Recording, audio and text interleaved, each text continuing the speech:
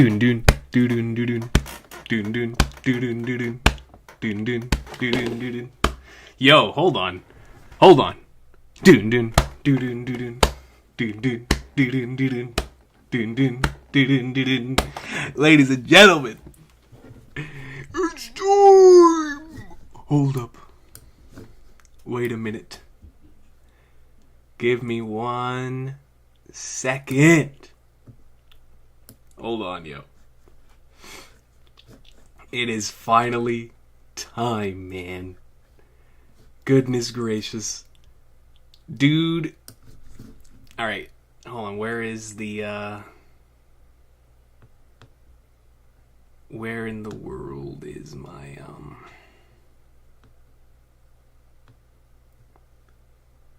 Where's the camera? There it is. Let's go. Yo, let me know what the audio is sounding like. Because I think I finally fixed it. I was doing a podcast with Laz. And he showed me how to mess with the levels. So, let me know if the audio is better today. Because I know it's been quiet the past couple streams, and I was trying to figure it out. So, if the audio is good, the audio is bad, audio is very clear, audio is clean, smooth like butter, let's go. Yeah, lazy mofos, we had a Laz cast. Me and Laz. I was just trying to make sure, both for the podcast and for... It's a little bit loud now. Alright, so let me try pulling it down a little bit. I'll put it right here. We finally got some good audio. Alright, let me hear myself real quick. Just to make sure it's not too loud. Oh my god, I sound perfect! Holy crap!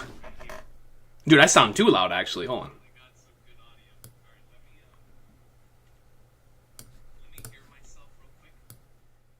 Okay, I pulled it down. Let me see.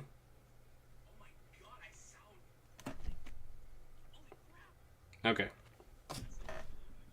Hold on. Let me see. Oh my god, dude, I finally sound good on stream. Hold on.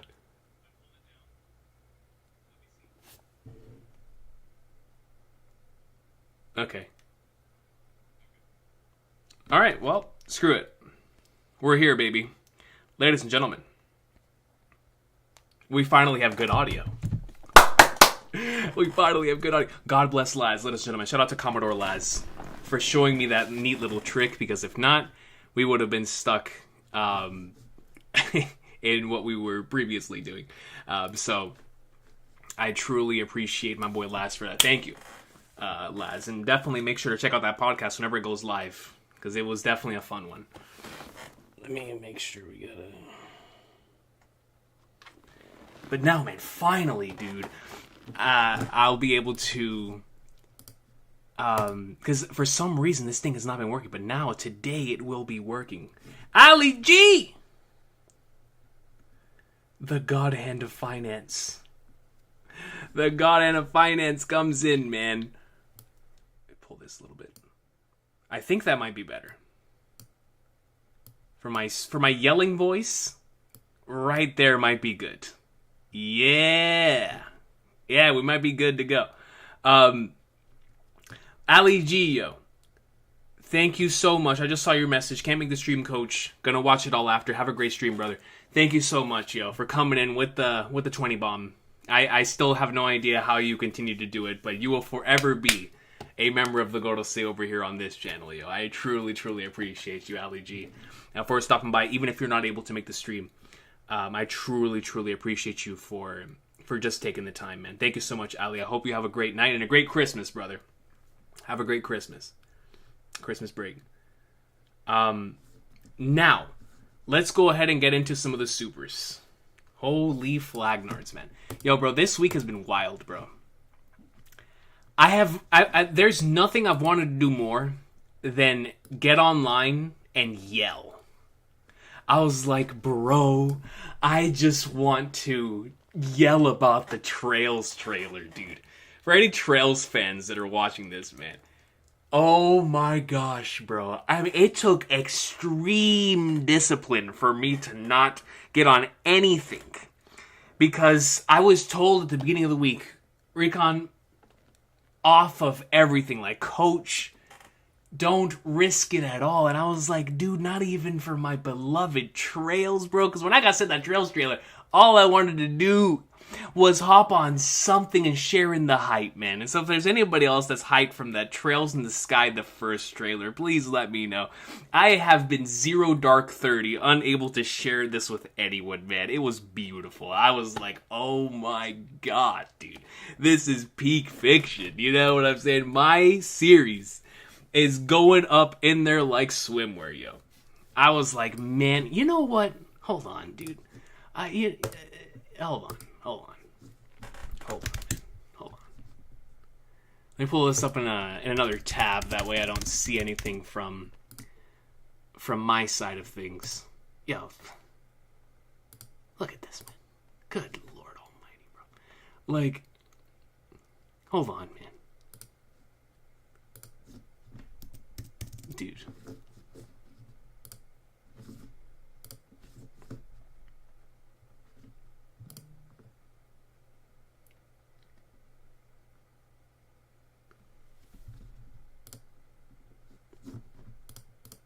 No, I don't want to get YouTube TV. Dude, look at this.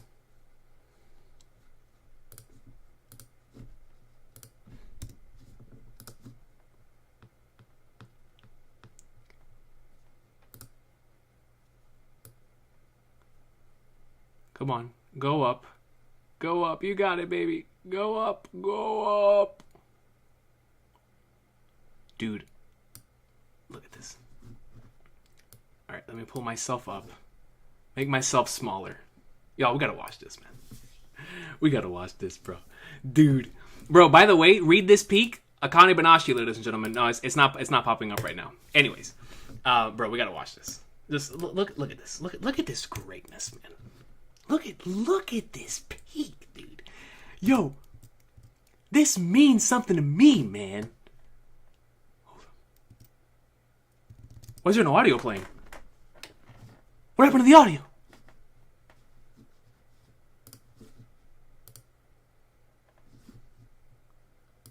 Is it this?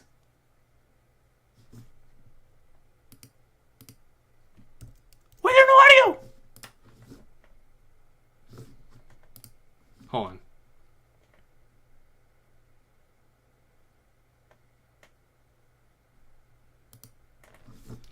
Let me see up here.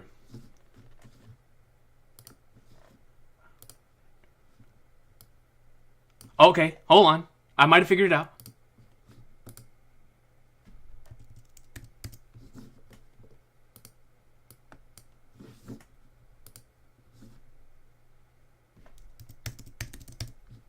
Bro!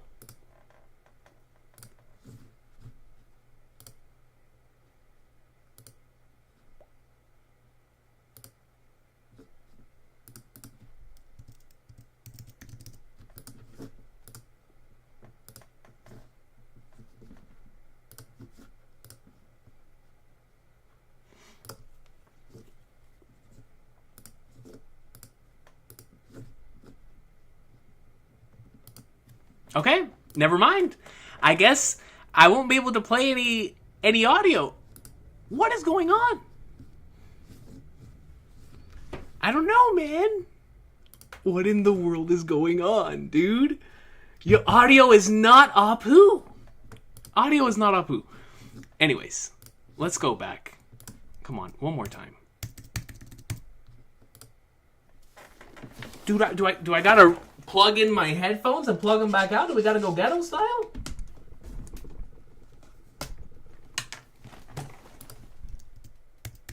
Bro, he's really not playing any audio. This is crazy, man. You know what? We'll do this the getaway. You know, we hold on. No, I can't. I can't log on to YouTube. Dude, screw it. No audio. We do it, baby. Yo, look at this, bro. Look at this, bro. Yo. You know, I'll be the audio. Peak Fiction. Estelle comes in. Bro, I mean, just look at this. It's how is this real, dude? This is crazy. It's like, come on, man. Goodness gracious. And actually being able to see LeBurl like this is so crazy, because I can't even tell you how many times in the other arcs I would be like knocking on LeBurl's door. Look at Shara, bro. Like, Olivier! My guy! Look at how smooth the combat looks, man. It's like, come on. Unreal. And then switching between two battle modes, I'm assuming they mean similar to like Daybreak. So that's gonna be super cool. But just look at the turn base, bro. And then I think of this, and I remember how it was on the PC version. You see this, and it's like, bro, we're gonna have some combo attacks like we did in Azure. Look at Agate, man. Chloe. Look at Shanks. My guy Cassius, bro. Look at the cutscenes. Come on, man. We're here, dude. And I love how reminiscent that is of the Cold Steel 4 one. And it's like, oh, it's beautiful, bro. PS5. Ladies and gentlemen, if you have a Switch, a PS5, or some way to play something on Steam, whether it be computer and or Steam Deck, Peak Fiction awaits, man. Peak Fiction awaits. Anyways, back to One Piece. Back to what we're here for. Let me make myself bigger. I just had to share that because I've been holding that in the whole week. You know what I'm saying? I've been holding it in the whole week, man. I've been holding it in. All right, let's go ahead and read through the supers. I appreciate y'all.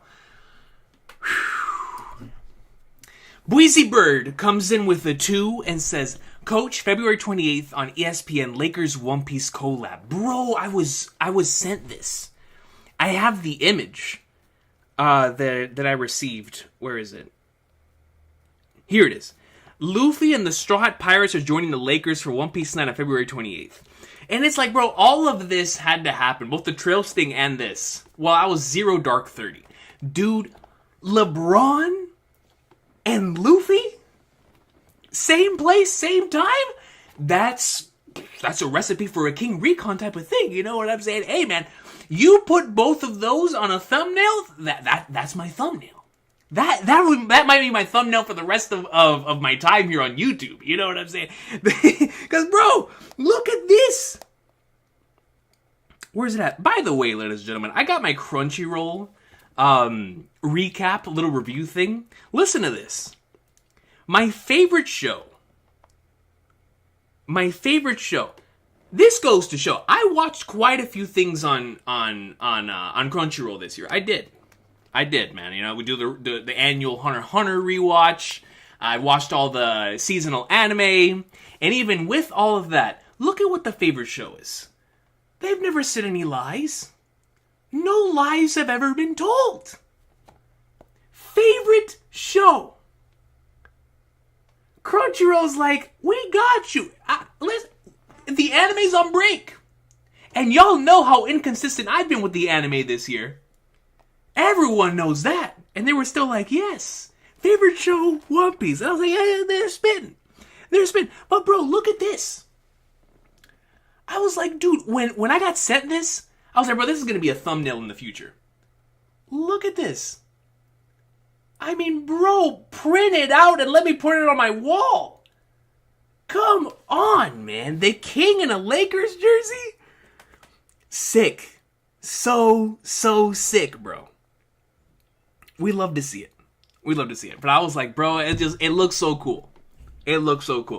I appreciate you, Weezy. Yeah, man. Whenever I was sent that, I was so hyped. I was like, bro, this is one of those things that I would love to be online for. Like, I remember when it was the Dodgers, right? Was it the Dodgers? Someone did the One Piece collab last year in baseball. And I was like, bro, if only we could have that in basketball.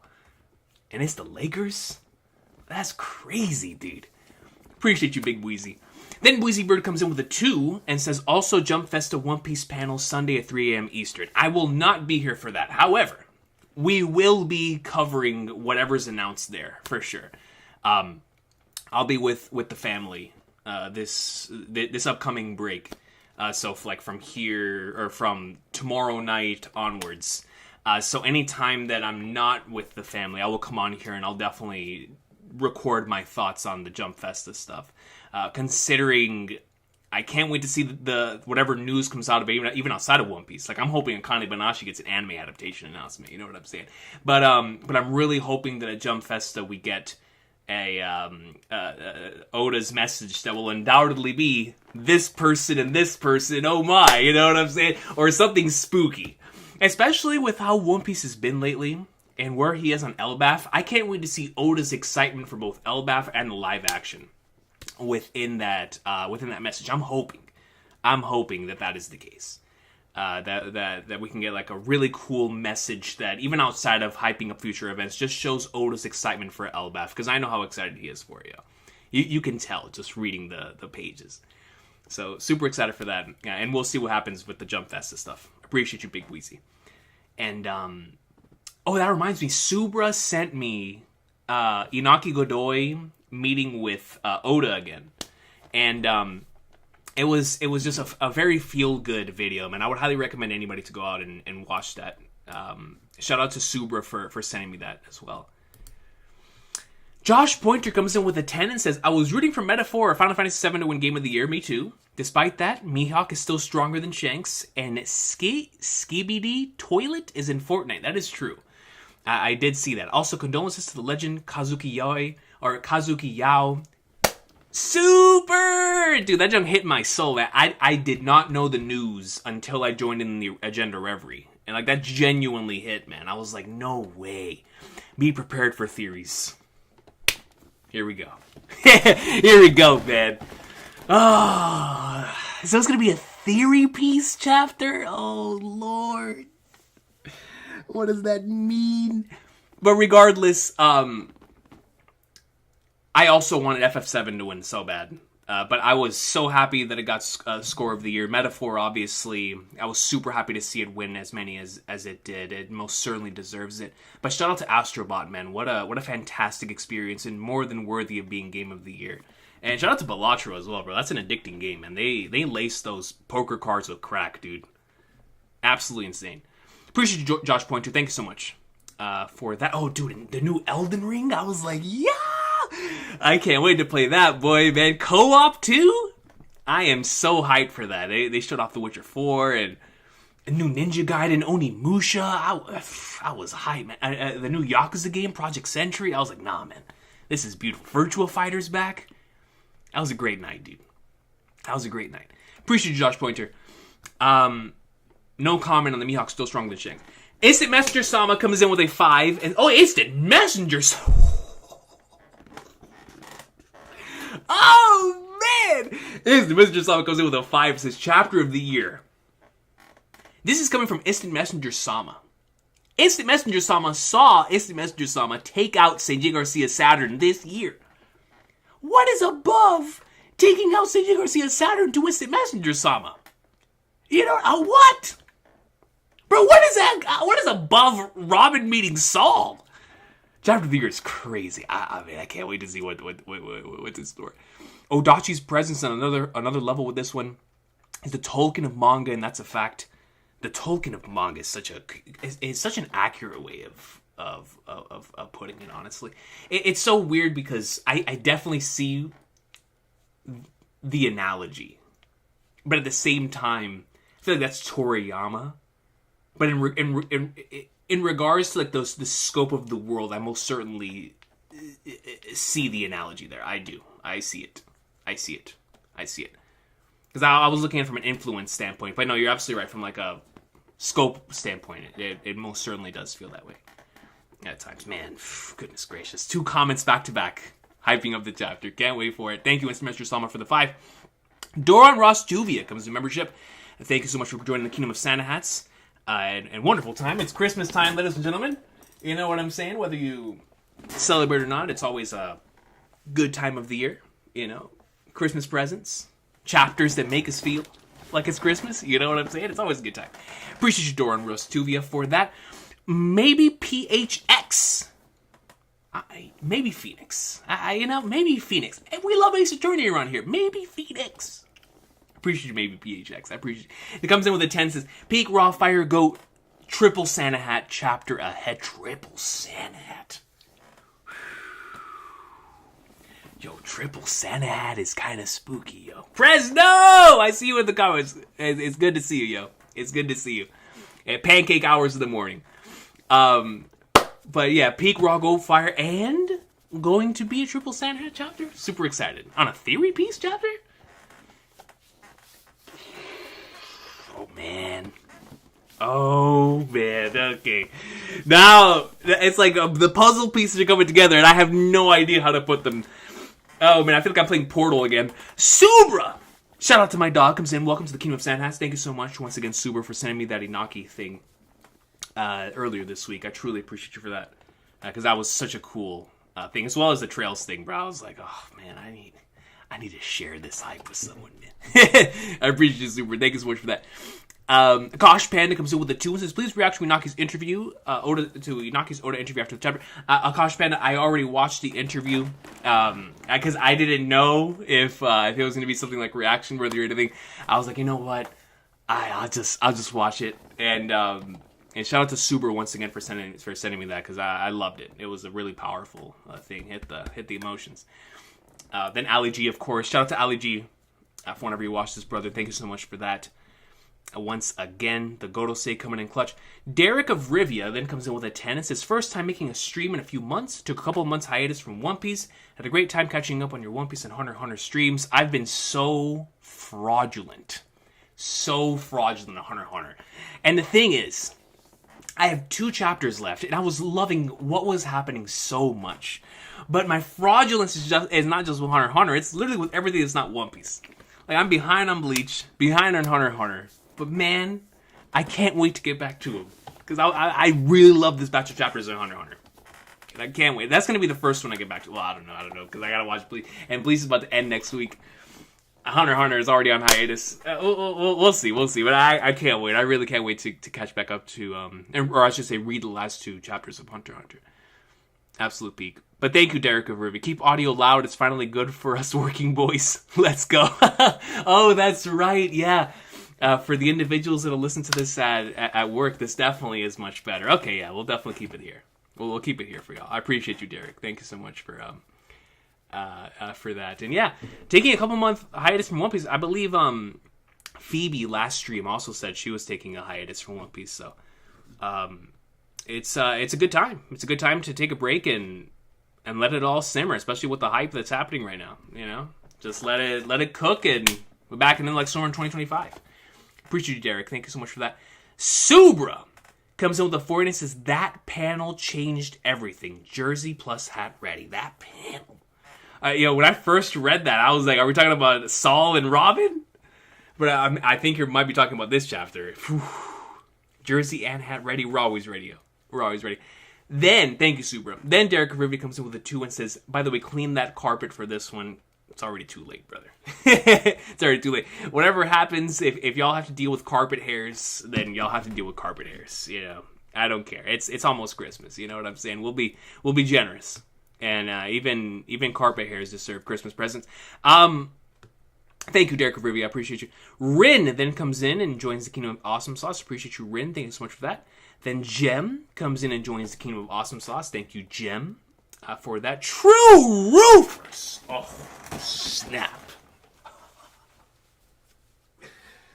Oh, snap! Okay. Alright, now we gotta lock in for real. Ladies and gentlemen. Now is the time when we gotta lock in. Oh, man. Now I gotta lock in. You know what, bro? You can't have a comment from True Roofers and not expect peak fiction. True Roofers comes in with a 99 cents. Thank you, True Roofers, for being a member and for coming in with a 99 cents. I appreciate it. Thank you so much for that, True Roofers. It's always a pleasure seeing you on the billboards whenever I'm out driving. Fresno then comes to membership for 2 years, and he says, if you smell what the coach is cooking. Thank you, Fresno. Hoping that what we are cooking will be really good in this upcoming Christmas break. You know what I'm saying? Hopefully we got some good stuff cooking. Oh, good, man. Thanksgiving was good, man. I'll tell you. Thanksgiving was good. We gotta see what's coming here at Christmas time. Appreciate you, Fresno. Thank you so much for that. I'm not Sanji, but my folks are, for sure. My family. my family definitely are of the Sanji aspect when it comes to the cooking part, man. That's for sure. And pudding when it comes to making chocolates. That was her thing, right? Making chocolates. I believe so. I believe that is. I'm showing my fraudulence here. Pudding's one of my favorite characters. Can you remember she was making chocolates? Yes. I'm gonna be confident in my resolve. Pudding was making chocolates, and so and my family are also gonna make chocolates. Anyways, thank you, Fresno. I appreciate you so much for that. Then Speak comes in. Shout out to Speak. Yo, Speak. We're cooking, Speak. Comes in with a 2 and says, Oda with the juke and the Euro step. Not the juke. Came in and hit the Mr. Professor? And then the Euro? Man, with contact in the and one potentially? Let's go, Oda. Because, I know, last week Oda hit a flippin' step back 3, bang, with 5 seconds remaining on the shot clock. That's all I know. That's what the Saul and Robin chapter was. That was a masterpiece. Thank you, Speak. Fresno then comes in and gives 1 membership to the channel. Thank you, Fresno. Coming in and delivering Christmas gifts. Appreciate you, my brother. Thank you. Then Speak comes in and pulls out the whistle. If only I had it. If only I had it like I did in the Reverie. You know? If only we still had it. I think Jay still has that inside of his thing. I believe so. Regardless, thank you, Speak. I appreciate you. Unless you're saying that something needs to be looked at once again with VAR in this stream. Don't tell me that something in this chapter is going to require the VAR. We're going to have to go out and talk to them? All I know is that if we would have had the VAR yesterday, we would have won that game. You know what I mean? Bro, Tottenham never would have gotten that goal had we actually had the VAR put in place. And it is coming from someone who... You know what? We're getting off that topic. We're getting off that topic before we start going. Alright? We're going to get off that topic. Anyways. Frodo Baggage then comes in with a 10. It says, Prepárate in Spanish. In Spanish. Prepárate. With 2 exclamation points. You don't have enough Santa hats. Goodness gracious. Oh my goodness. Yo, Jordan! Yes, bro. Dude, United lost, dog. Like, right after we left. Tottenham went up 3-0. And I was like, bro, I was driving home. Got my food. And I was like, bro, there's no way we're going to lose this game 3-0. I put it down. Went inside to get the meal. Popped back in the car. It's 3-2. I'm like, bro, what did I miss? We start cooking. I was like, let's go, man. They give him a bogus goal, dude. I was so mad. I was like, there's no way. I'm just glad I didn't watch it because I was listening to it while I was driving. I'm still heated, man. I'm still heated. But yo, thank you for popping in, brother. I appreciate you. But and then Frodo Baggage continues and says, by the way, Kingdom is peak right now as always, and it misses you. Bro, I miss Kingdom. I miss Kingdom and the Heshin unit more than anyone. Like, just wait until the time comes and I get... Bro, there's going to be a time period next year where I just get like a good 4 hours. It's probably going to be at nighttime too, just like the classic Kingdom streams. And videos, and we're gonna click record randomly 11:30 at night, and we're not gonna stop reading until 3:30 a.m. Wait for it, Fertile Baggage. Wait until... Bro, when does Dynasty Warriors Origins come out? Because, bro, I played the demo for that, and I was like, I gotta read some Kingdom. Dynasty Warrior Origins drops January 14th. Yo, Fertile Baggage. And everybody here in chat, what day is that? January 14th. That is a Tuesday. That week, we're gonna read some Kingdom. We're gonna read some Kingdom. Because, bro, I play that game when it drops, and I'm gonna read. I played the demo, and I was like, bro, I'm ready to hop back into Kingdom. You know what I'm saying? I'm ready.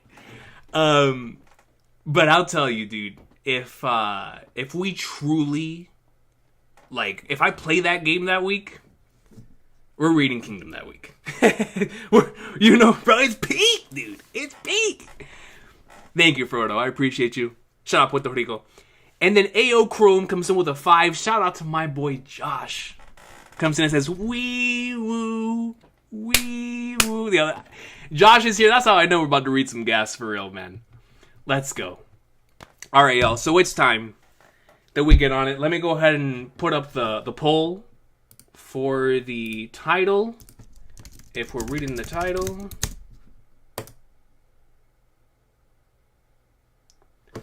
All right. Let me know if we're reading the title. By the way, Coach, you got a vertical white bar on the right side of the screen? Thank you for letting me know, dude. You know what that is? That's the starting soon screen. All right.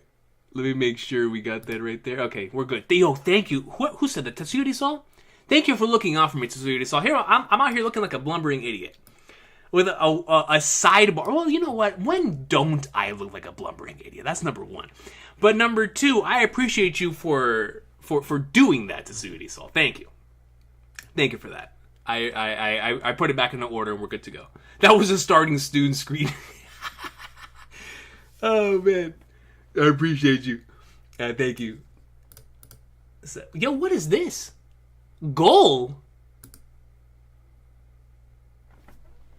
We had a golazo on the channel? Make Super Chat more fun with a goal. What is this? With a goal, bro? Yo. Did I unlock a new feature? Did I hit a new subscriber number or something? What is this? Set a goal to engage with your audience in a new way. Once you reach your goal, celebrate with your community. Pick a goal, 10 Super Chat. Oh, I thought they were talking about... I thought we were talking about some football, yo. They're talking about some YouTube stuff. Oh, I get it now. Okay. So it's kind of like the little whenever like we'll do like a thing. Oh, if we reach like a certain amount of donations or whatever, then we'll do something. Oh, that's cool. So I can have that embedded now in the YouTube stream. They do it for me. So pick a goal, 10 super chats. Set a timer. You can set a timer for this. Share how you'll celebrate. Oh, so I could put, if we get 10 super chats in this stream, then we'll, I don't know, stream Kingdom or something. Oh, that's cool, dude. Oh, I see. Okay, that makes sense. Bro, for real. I was like, yo, we're talking about golazos? They were listening to me talking about some about the fraudulence, and they told me to start scoring goals. Oh, that's cool, dude. Yo, I appreciate. Yo, shout out to YouTube, dude. Okay, so we'll definitely use that in the near future. Let me read this last super before we read the chapter. Instant Messenger Sama then comes in with the 2 assist thoughts in the new Fumita Ueda greatness. Oh, coming in with a brand new game, and it looks so cool. It reminds me of the Iron Giant. Shout out to that movie. Shout out to my Iron Giant, Emmett. You know what I'm saying? But it reminded me of the Iron Giant. I was like, bro, this looks so cool. And it definitely did give off like those eco Last Guardian type of vibes. And you know, now that I watched that trailer, I for sure have to go and do a complete fresh playthrough of Shadow of the Colossus. Because that's one game that for sure I've appreciated the greatness over the years. Played it at such a young age and saw so much of it at a young age that I wasn't able to appreciate it. And I've never done a full playthrough as an adult. So I'm very much looking forward to going through that. That's one game that Roger had in his top 50 video games that I was like, yo, that's a great pick, even though I have barely any like modern memories of it. So I for sure want to go through that. But Ico is a masterpiece, and Last Guardian was a PS4 classic. But yeah, super excited for the new one. I can't wait to see what Ueda's been cooking. But with that being said, ladies and gentlemen, now it is time for us to go up in like swimwear. Because, yo, dudes, we've been here for a long time, you know. For a very long time. And every single time we get to this part of the year, I always remember my first Christmas break chapter that set the stage for all of the rest that would come later. When I say my first, I'm talking about the first one that we did here on YouTube. And the first Christmas break chapter I ever did here on YouTube was the Sabo reveal chapter in chapter 731. That chapter dropped when it wasn't supposed to drop, just like all the other Christmas break chapters. And it forever changed the course of the channel. There was that chapter, obviously recently, the He Laughed Roger chapter dropped in the Christmas break. The Red Rock chapter 1000 Changed My Life Forever chapter came out during the Christmas break. The Zoro King stuff came out during the Christmas break. Going back to the roof, Luffy Kaido boxing, throwing down, came out during the Christmas break. We've had some legendary chapters. And last year, we had the final chapter of the Kuma flashback. Of course, followed by Kuma showing up on Egghead, being the grand finale of the year during the Christmas break. And now this year, what is going to be in store? What is going to be the chapter that sends us off into 2025? The chapter that is going to give us some sort of insight into what's to come in 2025. It always happens this way, man. Oda knows what he's doing. He knows the breaks are coming. And a Jump Festa message is on the horizon. You know he's about to cook. Just gave us my personal favorite chapter of the year last week. What in the world are we going to have in the latest installment? Not in that Egghead greatness, but we got another E, man. We've got another E. As a matter of fact, right now, we can legitimately make a case that this is the real WWE. We had Whole Cake Island. We had Wano. Now, then after that, we had Egghead. And now we have the extra E.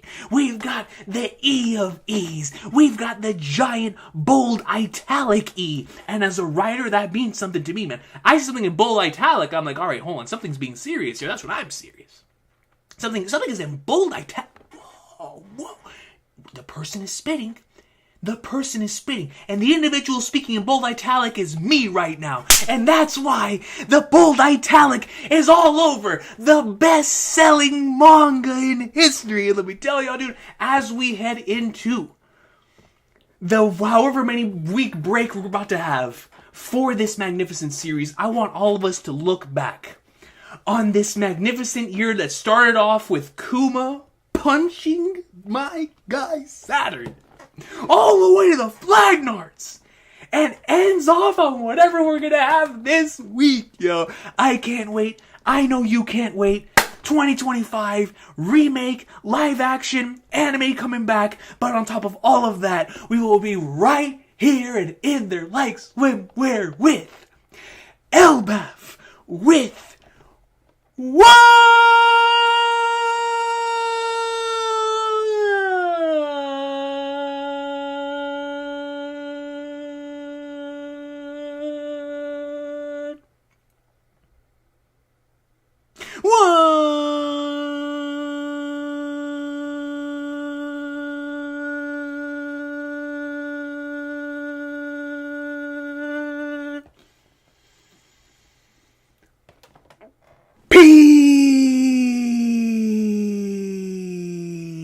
Dude, man. It is time for me to see. Me and whoever in the world is reading this for the first time with me. what is gonna be the Oda ending the year chapter for 2024, man? I can't wait, dude. Oh, man. Here we go.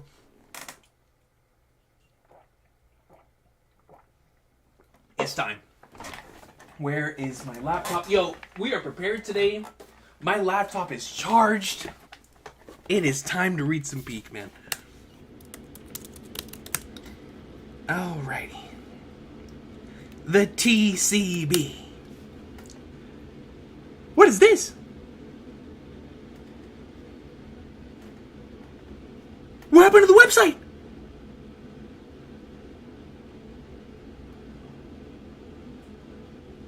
Did they...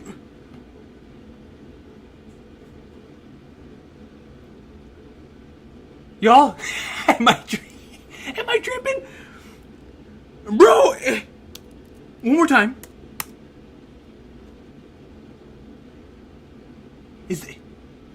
Am I still live? Nothing's loading. Did they snipe me? Did they snipe TCB? Who did they snipe?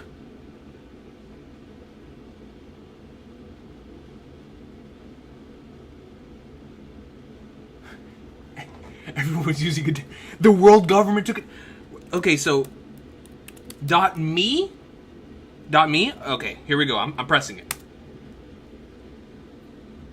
Go, Daddy! Where are y'all sending me, bro? Okay, hold on, man. Where's the... You know, somebody sent me a link to the... Somebody send me the link! Hold on, bro. Y'all trying to send me over to some Candace Michelle stuff, man. I don't know what's going on. Alright, hold on. Let me see. TCB.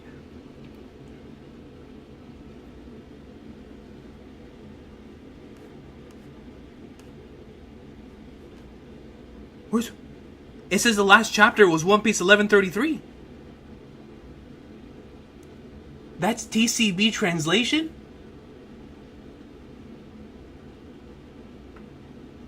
Bro, bro, somebody sent me the link, bro. Let me see.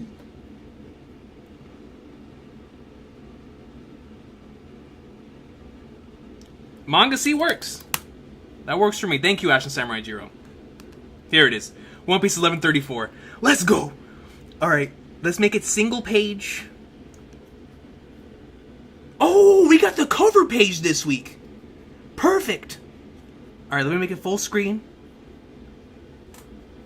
Okay, so I see Luffy and Sakamoto, Robako. Dude, Sakamoto Day is about to get an anime, right? At the beginning of next year.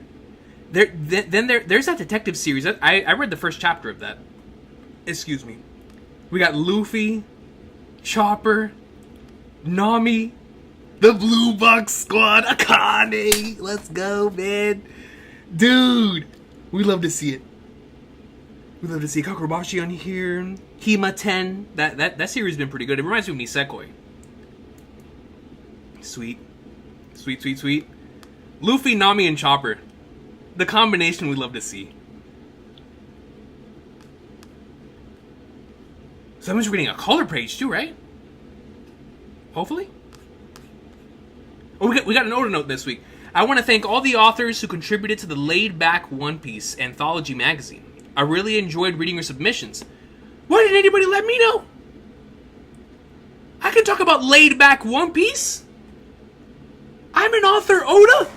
What you need, dog? Listen, hey, Oda. Bro, we can talk. We can have a conversation, man. You want me to write a one-shot? I can write you a one-shot. What do you need? What do you need? I got you, dog. Big News Morgans at the Lover. Rohan, Kishibe Rohan style. Do you need me to write a Goodbye Eri Fujimoto one-shot-esque thing but for One Piece? Do you need me to write a pudding? Hey, man, listen. I could write me a pudding one-shot, dude. I could write a Karakuri one. I could write a Yamato. I can cook on Yamato now. Momonosuke. We can do something, Oda. Ishitani already got Nami with the fan letter. I can do one of the other Straw Hats. You want me to do Frankie? Yo, man, I can cook with any of the Straw Hats, dude. Let me know. We can do a Trails, Reverie door, or Trails in the Sky, the third door, in One Piece. Let's make it happen, Oda. You and me. You and me, man. Let's make it happen. Oh, this color page warms my heart, bro. It's a ginormous Frankie. Probably paying tribute to Kazuki Yao, man. Oh, that's beautiful. We got Luffy dual-wielding pistols. Nah. We got Usopp. Is that a rifle hammer? Dude, that thing looks so sick, Usopp. This man Sanji's got he's got like the old, what were they called, dude? The things that will squirt water. Oh man, dude. It was everyone that I knew had those things. They were so much fun to use outside, man. I forgot what they were. Someone in chat probably knew. We are eternal. It's absolutely for Yao. Yes. Does it say that on here? We are eternal? Absolutely. Absolutely, yo. No question about that. Oh, yo, this shot of Nami and Luffy goes hard. Look at Jinbei! Yo! Jinbei look... Super Soaker, thank you. The Super Soaker. That's what it was. Sanji's got the Super Soaker.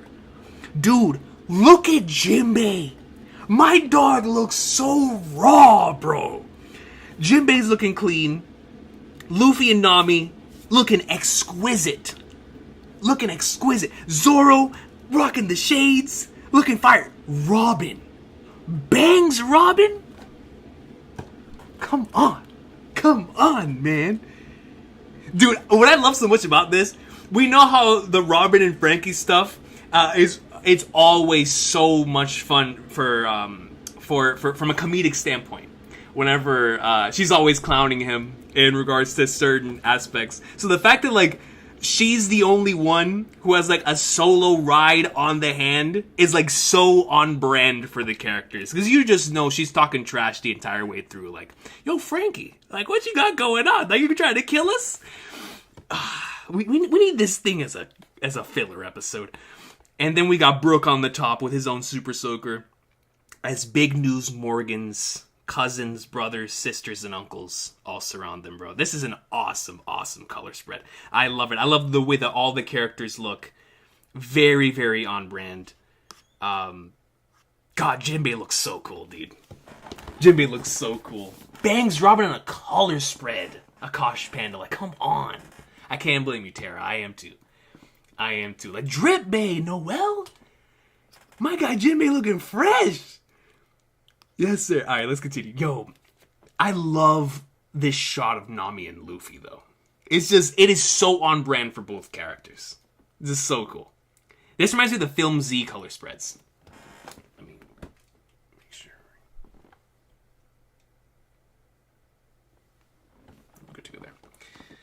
All right, here we go, man. Continuing off from last week. I'm more emotionally stable now, so we should be okay. Old man Saul, the king. Old man Saul, I heard you helped one of our fledglings back in the day. I really appreciate it. We're in your debt. Luffy said, I heard you helped one of our fledglings back in the day. I really appreciate it. We're in your debt. And he does the classic samurai bow thing. Allow me to introduce myself.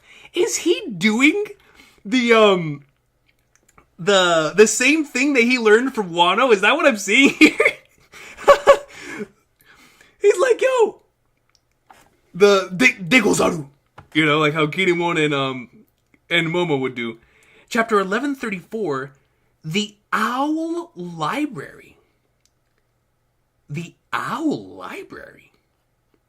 From the thing that we were hinting at last chapter, right? Who the heck taught you that routine? Nobody. It's the Wano thing, right?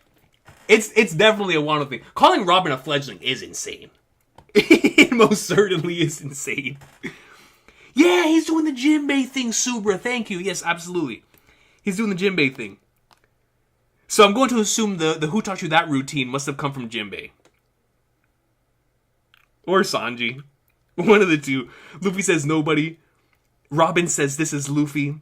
I know. The fella's world famous. You better believe we're world famous. We're Gucci. We're big Hollywood, man. That's the king of the pirates, baby. We're world famous. But hey, looks like you found them after all, Robin.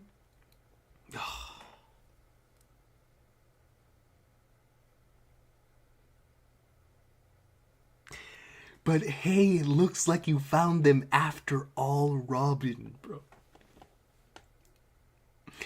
It's like, bro, he believed that one day she would find the individuals that would bring this happiness out of her, man. He believed more than anyone else. And it came true, dude. It came true. Yeah. Just like you said, I actually found them. People willing to accept and protect someone like me. True friends. That's my cast, man. That's my main cast. You know we'd die for you. And we've got everyone just crying. I'm the only one. Everyone else is crying. But Zoro and Luffy. Zoro's just looking off into the distance as usual. And Luffy's like, he's not even doing his normal laugh. He's doing a you betcha. Well, everyone else is crying. We love it, man. Well, and Jinbei. Jinbei's not crying either. But that's just so on brand for all the characters, man. You know we'd die for you. Like, yes, we'd do it all over again, Robin. We'd go to Annie's lobby, though they would get pwned this time. You know what I'm saying? They wouldn't last a chance. But even if it were, like, whoever it is, it doesn't matter. We would get you back, Robin. No question. No question. That is so awesome, dude. It's good to meet Robin's friends. Seriously, you've done great making it all the way to Elbaf. Bro, they really have. Like, I was talking about this in the 1132 stream, but after everything that they went through, for them to have actually made it here is a feat in and of itself. It took so much for them to be able to get here. And sorry for spooking you earlier. Me and my assistant Angie, Yoshidomiya, were out here rehearsing that bit for a while. I used to be a Marine, so I know how impressive it is to be recognized as an emperor.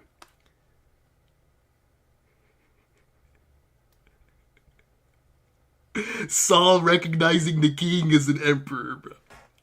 Let me read this again. Can I pull the mic closer? I know we're louder today, but I gotta do this. I'm sorry. I used to be a Marine, so I know how impressive it is to be recognized as an emperor. Emperor. Emperor. Come on, man. Come on, dude. Recognized as an emperor. And look how proud Luffy looks. Look how proud the entire crew looks, man. You can just hear some amazing, uplifting soundtrack playing. Even Bonnie and Lilith are up here on the ship. Thank you so much for protecting Robin. Please keep it up. She. No problem. There's the classic laugh. Hey, Saul. Lilith. Yes, and more Recon. Hey, Saul. It's me. Have we met? And how the heck are you flying? How are you flying? Yo, I'm not gonna lie. I would have asked that question too. Like, how in the flying flag nerds? I'm Vegapunk. Oh, that's right. If the only Vegapunk that you knew was the Recon punk that you saw back in the day, then you would be so perplexed at seeing Lilith here. You would be like, yo, how much has changed over the last, 20-something years? Could you imagine that? You go in expecting someone that looks like a 50-year-old me, and then you instead get Lilith. Bro, I'd be shook. Like, what? Are you trolling? You sure you want it now? What is this?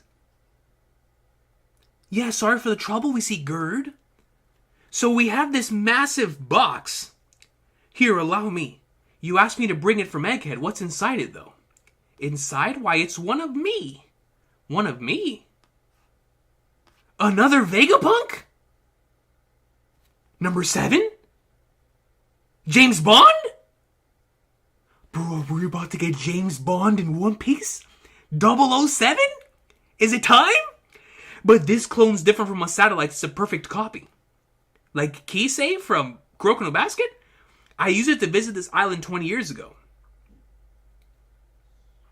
Stella couldn't exactly leave the lab for months at a time without those government dogs noticing. So it's going to be another Stella? Now then, let's stop dilly-dallying. Oda using a Tifa Lockhart reference. That's my goat. That's my goat. That's bro. Dilly-dally, shilly-shally. What you know about that, man? What you know about peak movies? About Advent Children, bro. Yo. Dilly-dally, shilly-shally. And get to it. I've already added the cultivation fluid, but we won't be able to do a safe extraction until I make the necessary equipment. That's why I intend to build a new lab right here. Right on Saul's turf?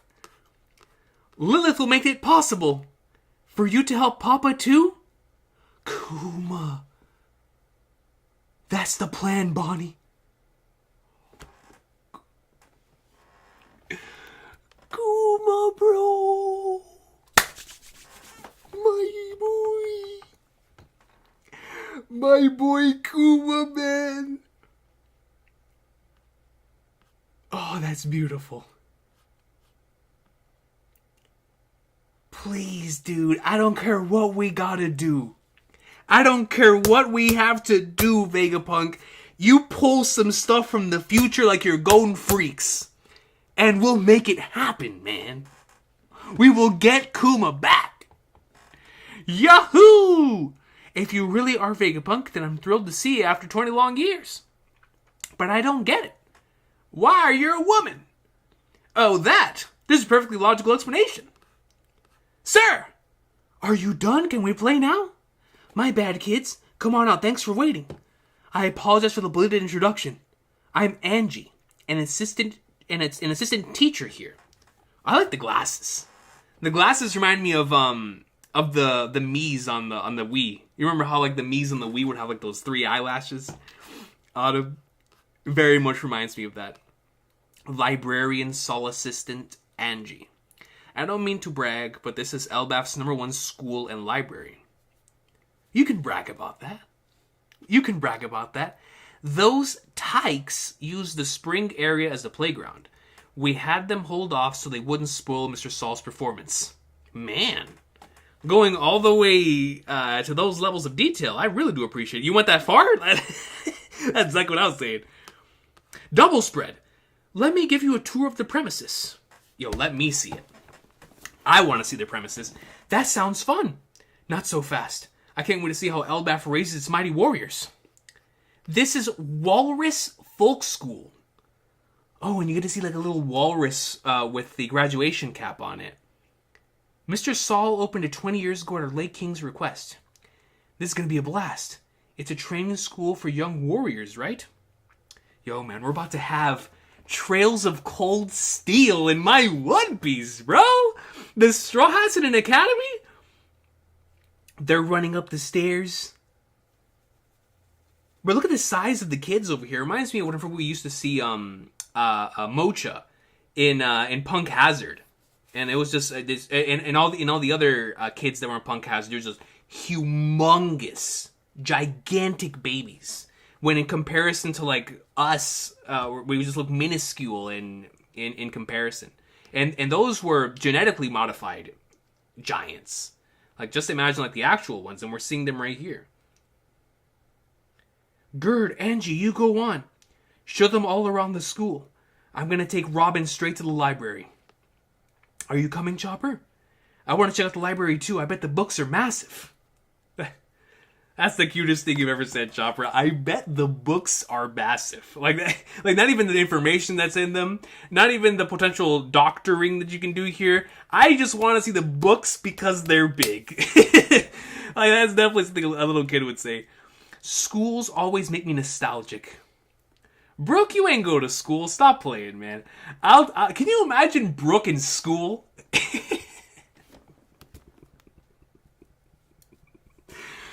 Oh my god, man. Could you imagine a classic? I mean, we talk about this all the time.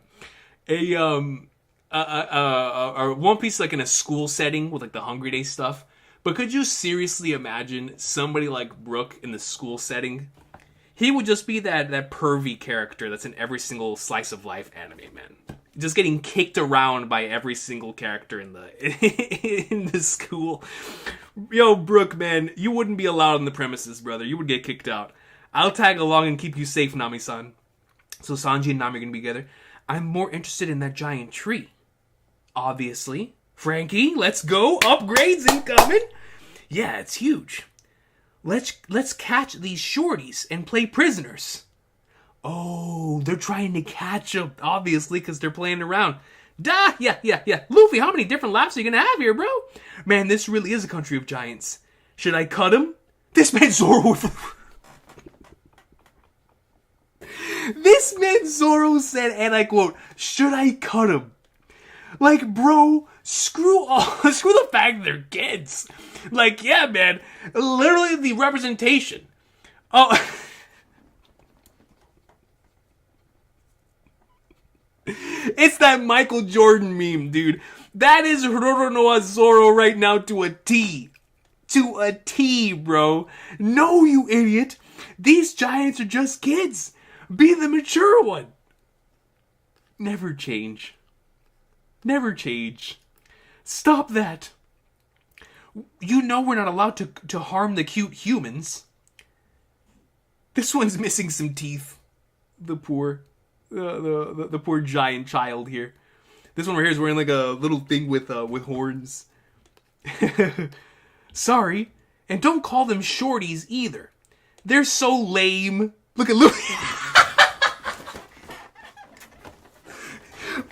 He felt so offended by that, bro. No, it wasn't me who was offended. Bro, this man is just shook. He's just shook at the fact that he's... Are these brats really Elbaf's future warriors?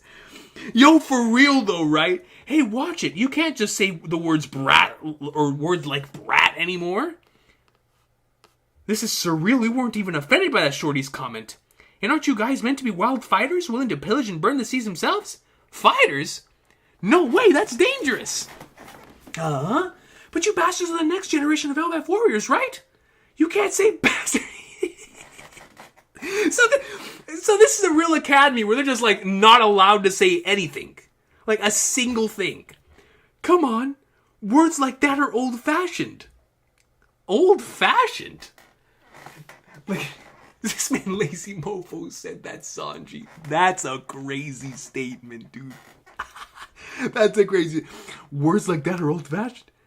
Hey, that was an adult just now. This man Zoro turned around with the quickness. Old-fashioned? What's that meant to mean? You should probably move. You're gonna get told off. So, we're living in a place where... Or these individuals are living in a place where if you use the language of the past, is it like forbidden or something? I actually find that to be very interesting if that is the case. Because normally if you hide pieces of language from individuals, especially from the up and coming generation, that means that those pieces of language are a key to something important, right? That you don't want people to find out about.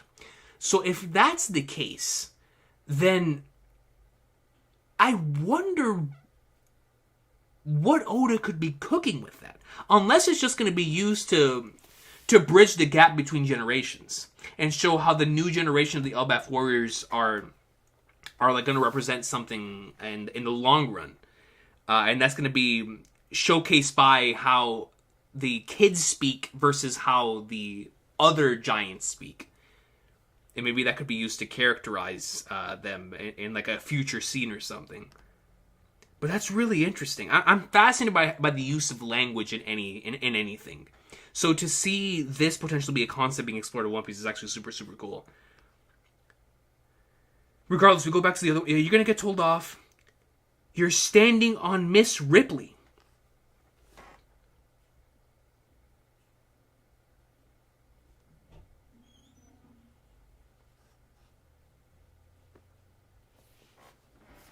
Hey, yo.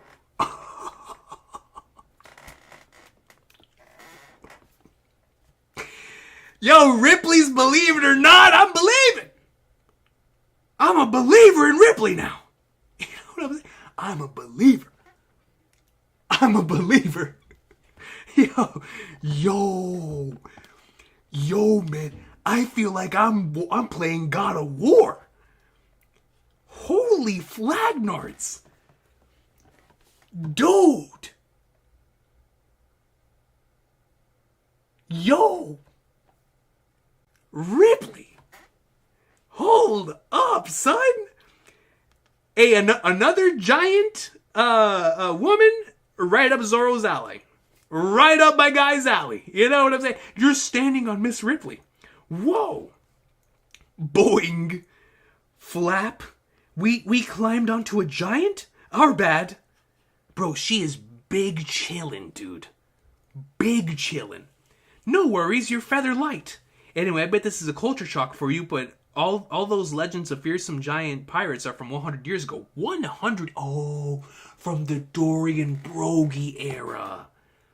Obviously. So maybe what happened was once Dorian Broggie left the island, the sort of warrior pride of Elbaf started changing with the times, and now they're proud of different things.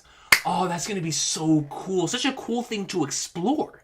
Because if the individuals now don't believe in what Usopp and Luffy are obviously so attached to in regards to the pride of Elbaf and the pride of the warriors of Elbaf, then how that can be a sort of conflict between the generations is something I'm so interested in.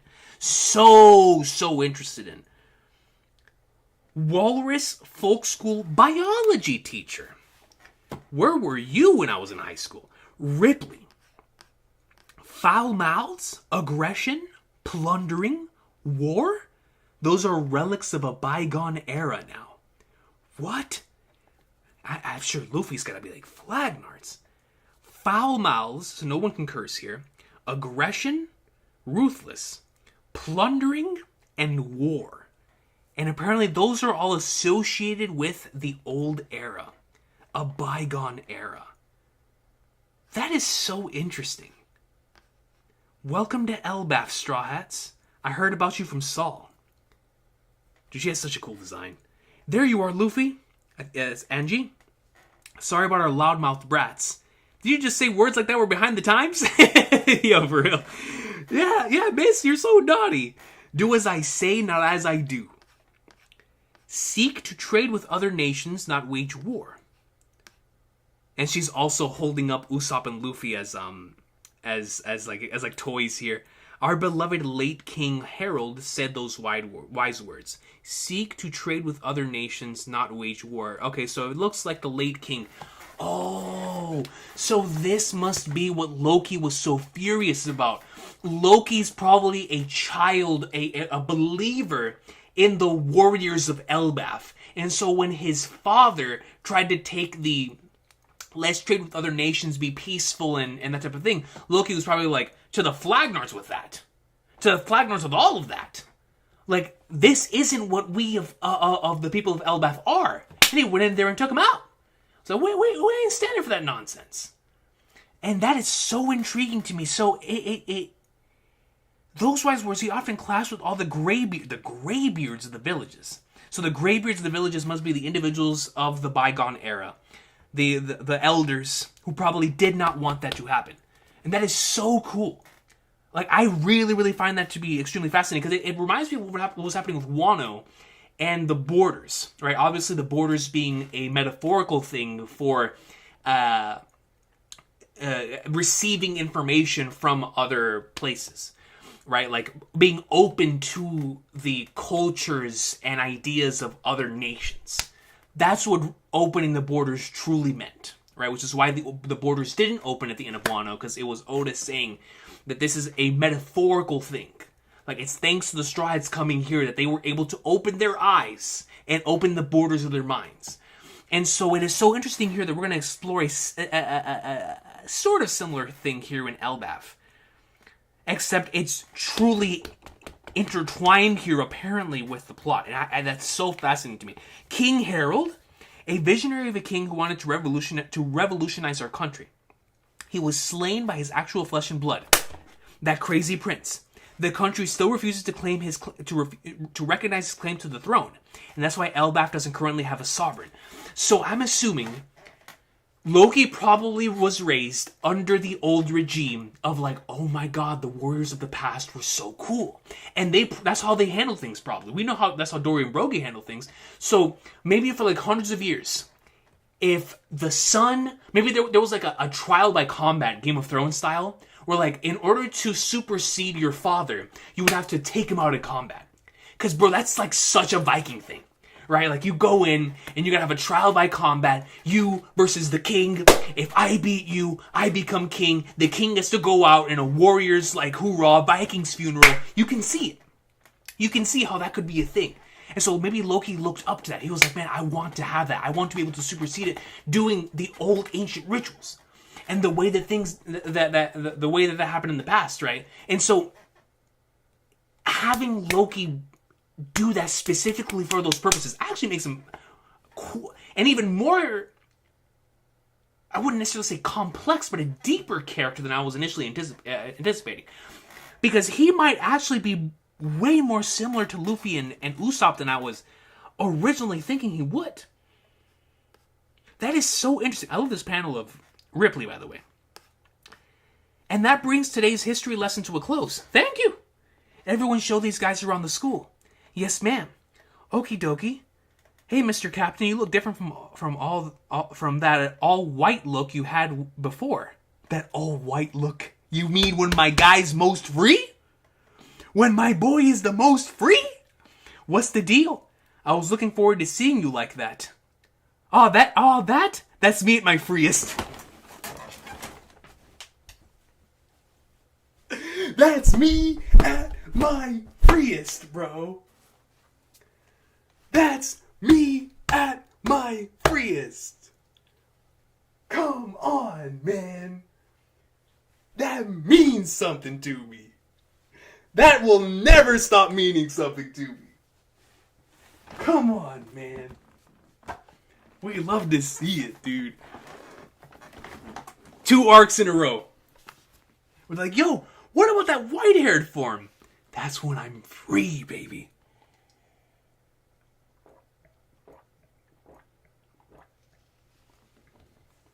So good, man. You resemble the legendary warrior from the old...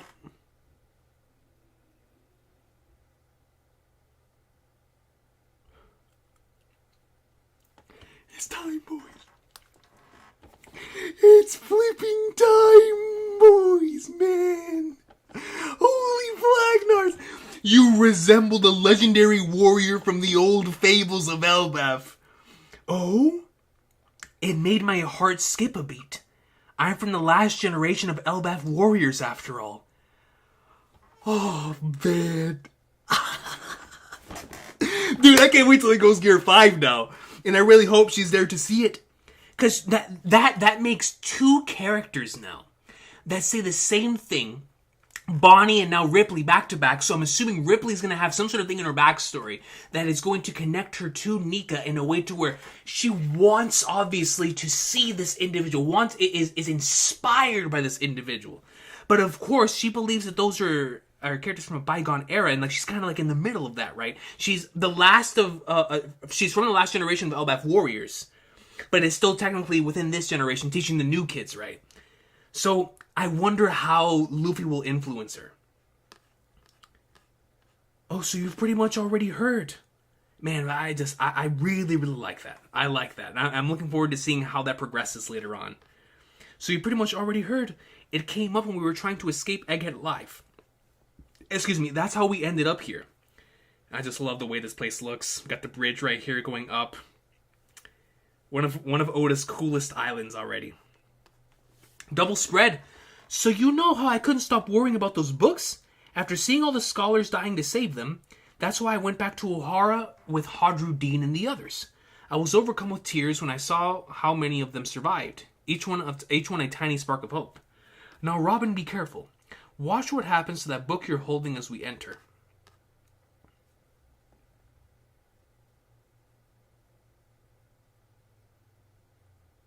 What's going on? Are they being sucked in? Or is the book expanding?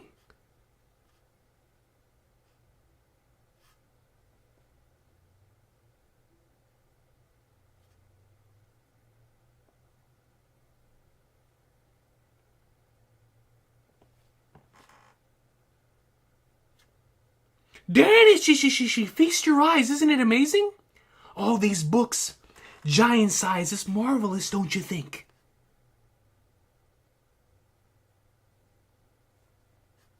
Dude, any book you bring in here gets gigantified. Oh, that's so cool. And you have this big owl up there, and it ran into a lone chair. Look at how cool this looks. Any book you bring in here gets gigantified. Welcome to the Mysterious Owl Library. All the books we rescued from Ohara 22 years ago can be found here. We made sure not to miss any of them. Not a single one. Like real MVPs, dude. Whoa. This is the world's greatest library. Clover. Do you like books? I never thought I'd have the privilege of showing you this. Me neither, Saul. Me neither, my boy. Robin, man. Come on, dude. Like, bro, it's so... Oh, the book gigantifies. Yeah, see, thank you. So I was looking down, and I was like, are we being sucked into the book? Or is the book gigantifying? And they pretty much got it here. But thank you. Thank you for clarifying. Here. The Realm of the Dead. The Realm of the Dead? Ah. I guess you've also got nothing but free time, huh? Loki. Yo. The Realm of the Dead. I guess you've got nothing but free time, huh? I'm sorry. Am I disturbing you? No, I welcome a good disturbance. I have nothing to do but kill time.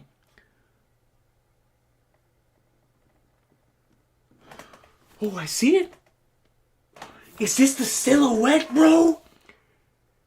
Is this the silhouette? Oh, man. Bro, is this a silhouette from the end of 1132?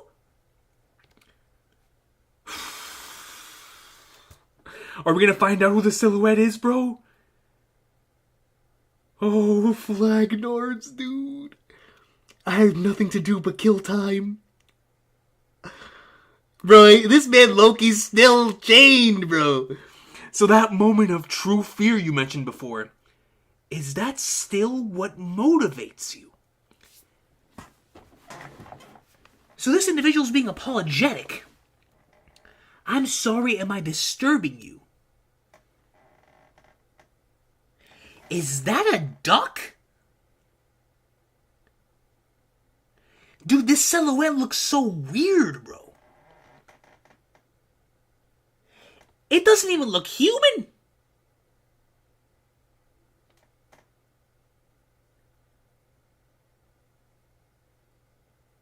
Is that a bird?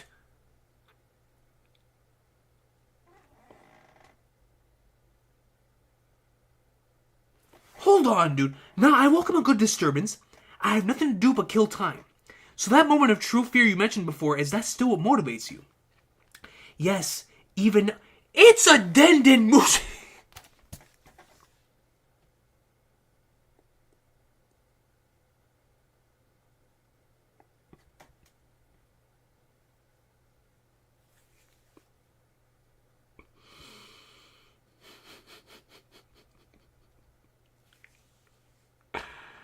Bro, it's a Denden Mushi, man.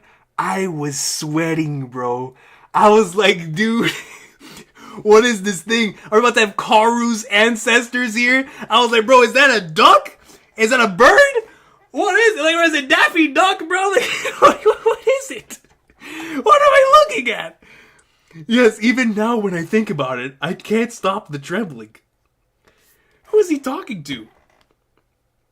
Oh, it looks like an older fellow. Based on the Denden Mushi, it's got like a big beard. Snow transponder snail, voice recognition and cold resistant type. Ah, voice recognition and cold resistant type. Ditto, it's so frustrating. We've been friends for a long time, but for one reason or another, we've never actually met face to face. Long distance relationship. So, an individual whom this character has never met before. If I was there in your stead, I'd have turned that place into a ruin and slaughtered the lot of them. If I was there in your stead, I'd have turned that place into a ruin and slaughtered the lot of them.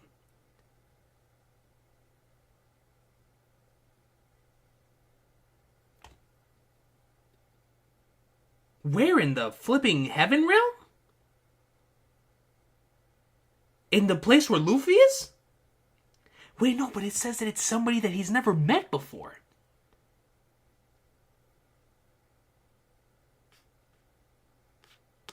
I'm perplexed, dude. I don't want that. No, this individual says, I don't want that. For a noble soul, you're too naive, Mosa. Mosa? Do we know any Mosas?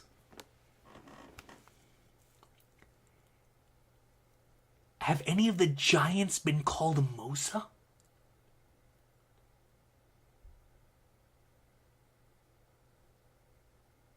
For a noble soul, you're too naive, Mosa. And Loki's yelling, you gotta stamp them out without mercy. Only a fool gives their enemy a chance to get payback. Thank you for your counsel. You use harsh words, but there's a streak of kindness beneath the surface. I've noticed that more and more recently. Someone who sees Loki for who he is? In Japanese, he uses the suffix that for Mosa, which implies Mosa might be some kind of noble, duke, or official with a high respectable status. Oh, a noble figure.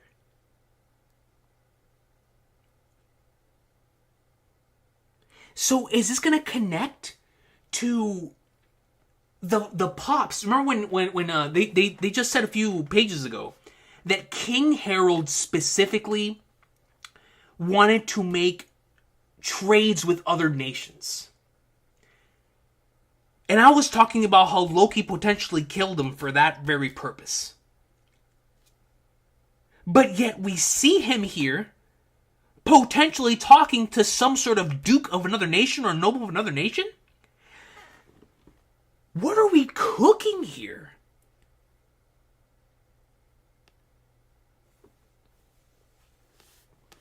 Hey, you're giving me the creeps. Don't do that again or you'll regret it. That kind of crap won't fly. Kindness? Never say that to me again. Please, can you not shout? Shut up, Mosa. Just you wait till I'm no longer shackled. That's gonna be the day. That's gonna be the day. So, the Duke of another nation, the king, the duke, the noble of another nation, someone of high status in another nation, is complaining about something in their nation. And Loki's like, if I was there in your stead, I'd have turned that place into a ruin and slaughtered a lot of them. So now I'm so curious as to the relationship, not only between these two characters, but then what happened between Loki and his pops? If he's willing to speak with other nobles. I'm so confused, dude. Westettern Village? Westettern Village. Hey, wasn't the feast delayed? We're just drinking while we wait. You're having way too much.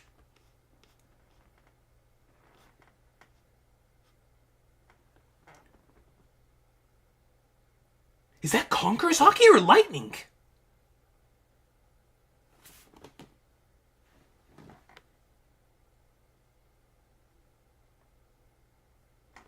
Bro, I think that's Conqueror's Haki. Conquerors? What in the Flagnarts? Bro, we see like a ruin. Dude, this reminds me of Legend of Zelda, dude. So we see a ruin. A hooded figure. What in the flying fighters is going on? Bro, we see flames. This wild ruin. Like it's the Legend of Zelda. A Gorosei? Oh no, not that thing again. Shanks!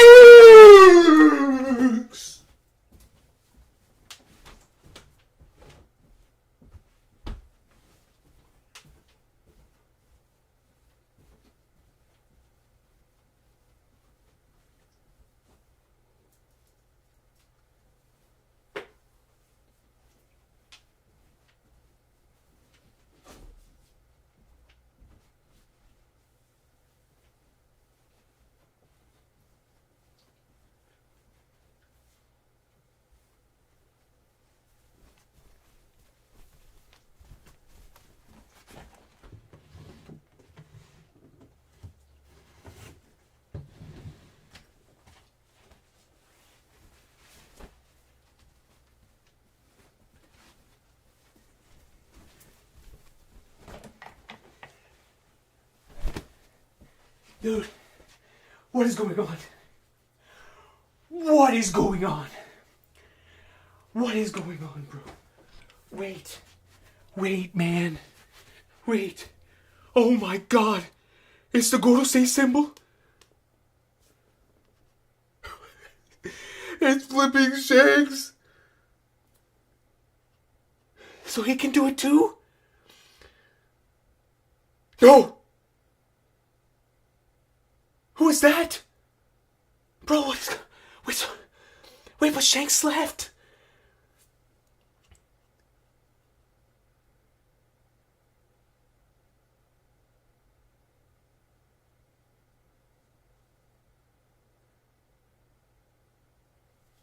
Wait.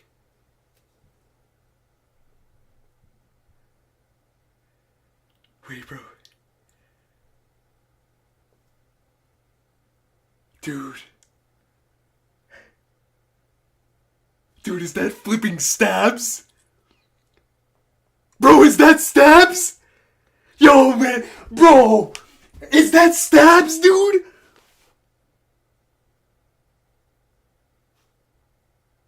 Dude. Please tell me this is Stabs. Is it Stabs, y'all? It's his brother.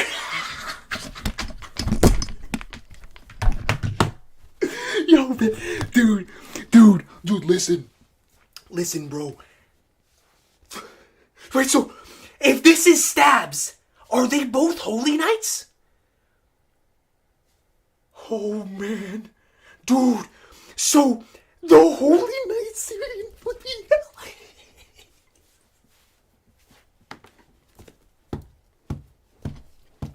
Are you kidding me? Hold up, dude. Bro. So, it's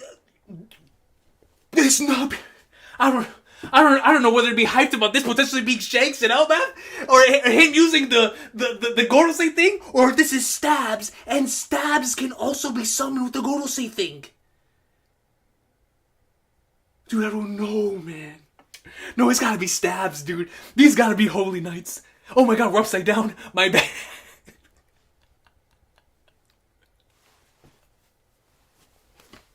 I'm sorry. I didn't notice, bro. I didn't notice. Stabs had me shook. Stabs had me shook.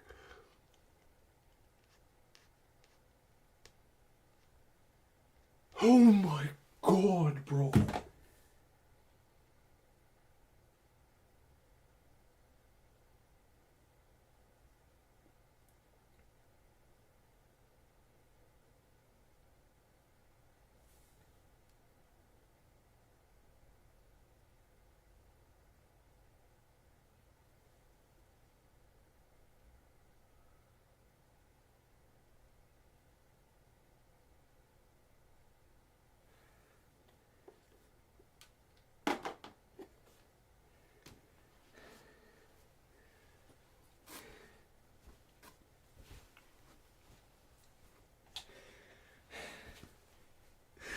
There's no way we end the year on this, bro. There's just no way. Yo, they can use the spellbinding circle. Bro, this being Stabs, first and foremost, confirmed my boy Shanks is not a rat. Alright? All those people out there who are like, oh, Shanks only got his status because he's a rat. Shanks only got his status because he's cool with the Gorosei. We ain't cool with the fucking Gorosei, dog. That was my twin brother all along. All along. Alright? Shanks is him. We ain't rats. We ain't, what was his name? Remy? From Ratatouille? That ain't my dog Shanks. We ain't got whiskers. Alright? This Big Stabs. And Big Stabs time is now. Out of here. Oh! Shanks is only stopped the war in Marineford because he's cool with the Gorosei. What now? What now? We ain't cool with the Gorosei. But my brother is. Yes, sir. It's confirmed, dude. All this time about us talking about Stabs and potential brothers and the family of the Figarland and like making the connections. I can't believe it's real. He's on No, bro, forget it being real. Stabs and another Holy Knight are on Elbaf. This is the main antagonist we were thinking of. We were thinking about a Loki. We were thinking about giants. We were thinking about all these things. And Stabs shows up? Where's my glasses? Oh my god, bro. Scooby-Dooby-Doo. Where's my glasses? Oh god, man. First, I turned the stream upside down and I can't find them. How am I supposed to read the chat? Oh, Lord.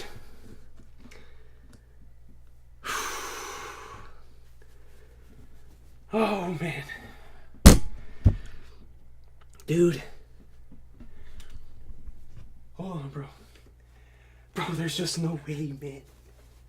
Yo.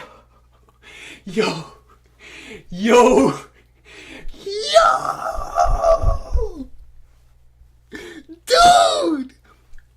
The Holy Knights are on Elbaf! They were summoned! So do they have powers too? Is Stabs gonna have some sort of like ancient mythical thing? Oh Lord, man. I can't do this, bro. I can't do this, man. Dude, it's gotta be. Bro, he even has the same stance as the one from 907.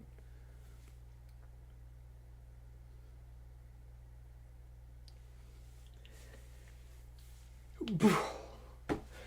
Yo, man. Yo, last week was chapter of the year, but this might be the best moment of the year, bro. Oh my god. Bro, who would have called Stabs popping up on Elbaf? Summoned. Like it's a Yu-Gi-Oh card.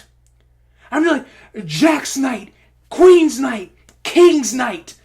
I sacrifice all three to bring forth Sliver. My boy Stabs, dog. I still got my Yu-Gi-Oh cards somewhere, man. Stabs can be summoned. We see it. Legend of Zelda, bro. They're inside of the Forgotten Realm. They're inside of a tomb.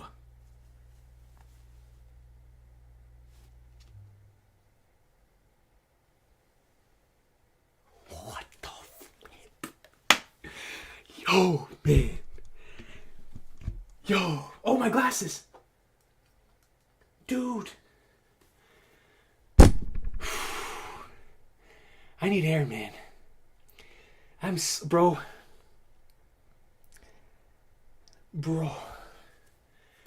Holy sweet mother of Flagnards, man. When's the next chapter? Bro, I promise. if I was not a YouTuber, I would read the spoilers for next chapter. I gotta know about stabs, dog. No, bro. Dude, yo, man. This is a wish for me, bro. You know what I'm saying? Heading into 2025, Oda, I don't care what we do. I don't care what has to happen. But when we get into this next chapter, I know you're gonna leave me hanging, but at the very least have someone else on the island recognize this. Have Luffy or Loki be shook at the hands of this individual showing up. Just have him be shook by the Haki. That's all I need. Oh, it's like the Gorose. I just need someone to be shook, man. Bro. Dude. Thank you, Subra. Nah, bro. I'm telling you, dude. I'm telling you. On a serious note. These are the types of chapters that made me understand why people would do such a thing, man. Like, God, man.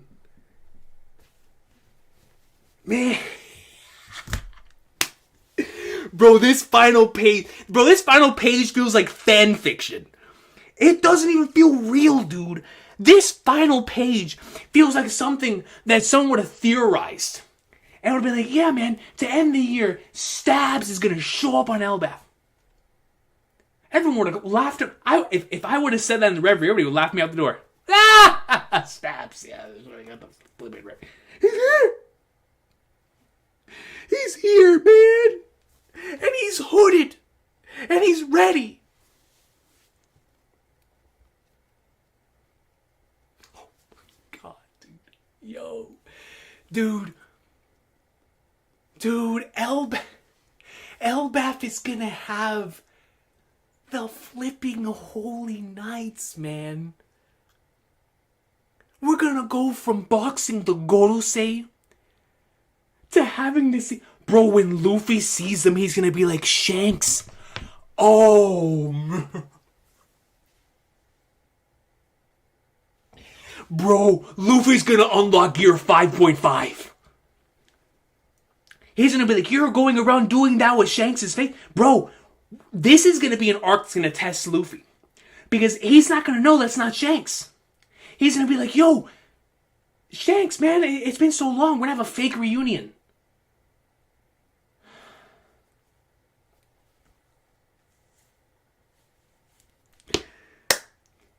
Dude, he's gonna do something diabolical, bro. And Luffy's gonna be like, Shanks would never do something like that. Bro. Dude, man.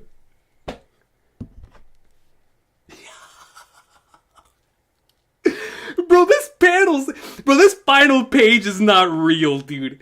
You can't convince me.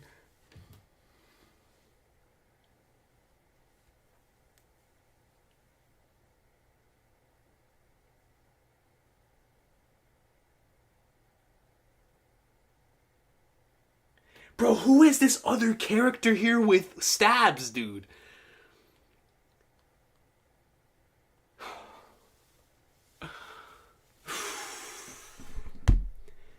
Yo, man. You know, bro, this is the greatest series of all time.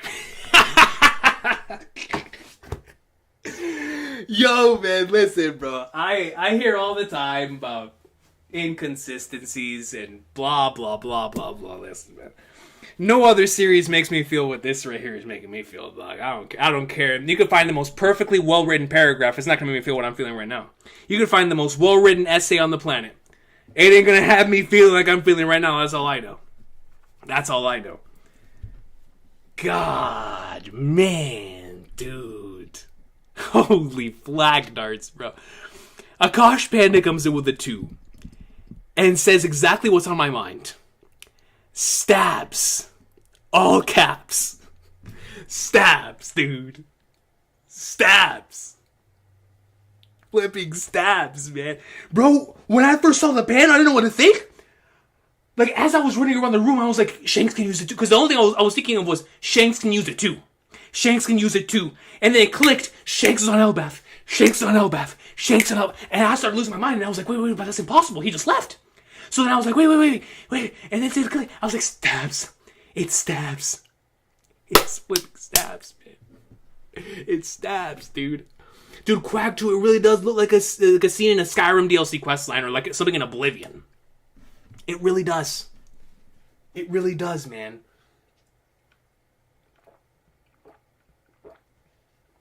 Shanks' hot sister is crazy.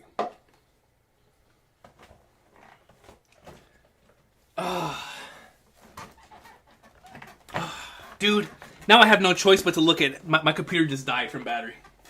Full charge. Drained by peak.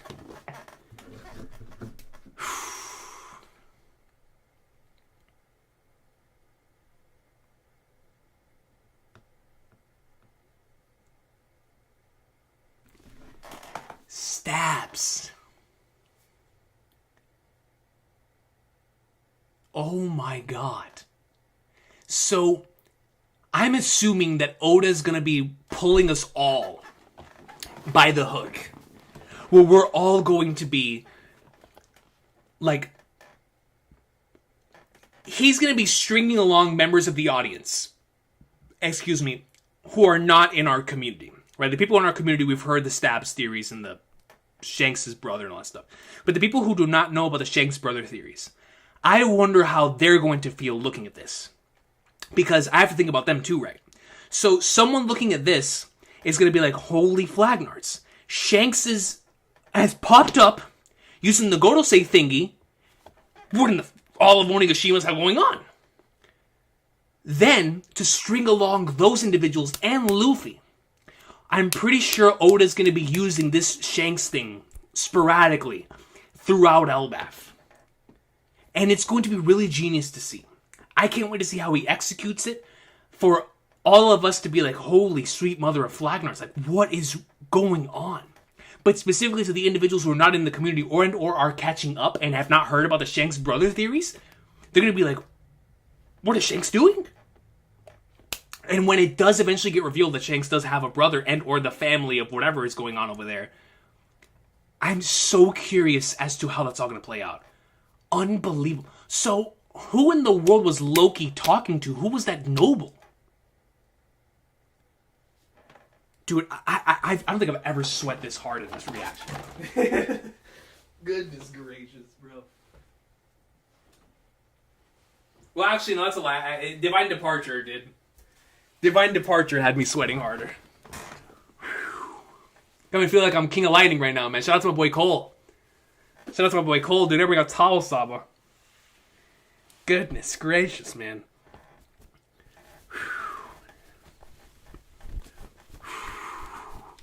I need air. I need air, man. Holy flagnards. Instant Messenger Sama comes in with a 2 and says, let's turn the world upside down, coach. Was that whenever I had to think upside down? And then Yokai Gotha comes in with a 2 and says, Recon upside down like Sasuke at the Kage Summit. Yo, seriously. And I was witnessing greatness like Sasuke was at the Kage Summit. You know what I'm saying? Appreciate both of y'all. Man, dude. Stabs, bro.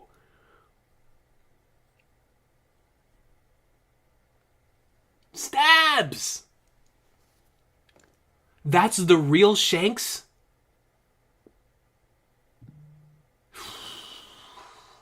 Can you imagine that?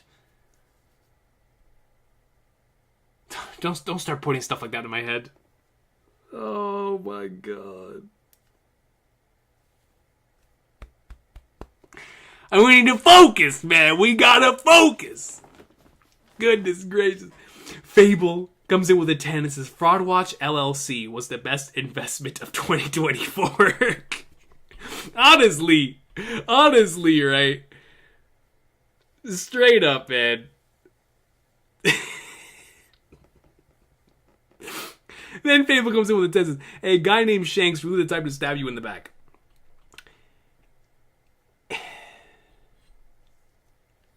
It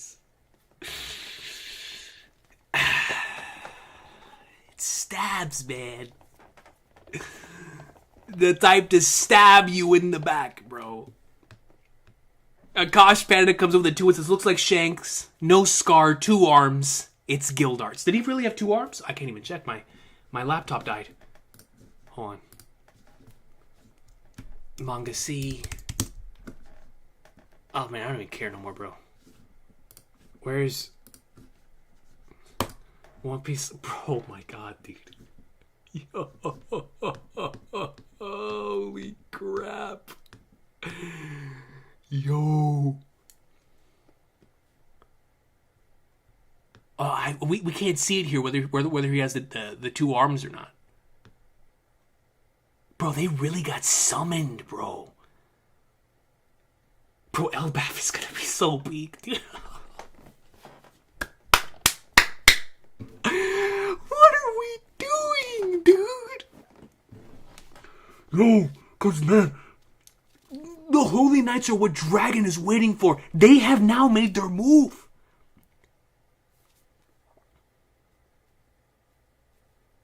What is happening? What is going on? Dude. Gosh, Panda. Thank you, dude. It most certainly is Gildarts. From Fairy Tail. Instant Mr. Someone that comes in with a 2 and says, Shanks and Anchor? So you're calling old girl Anchor?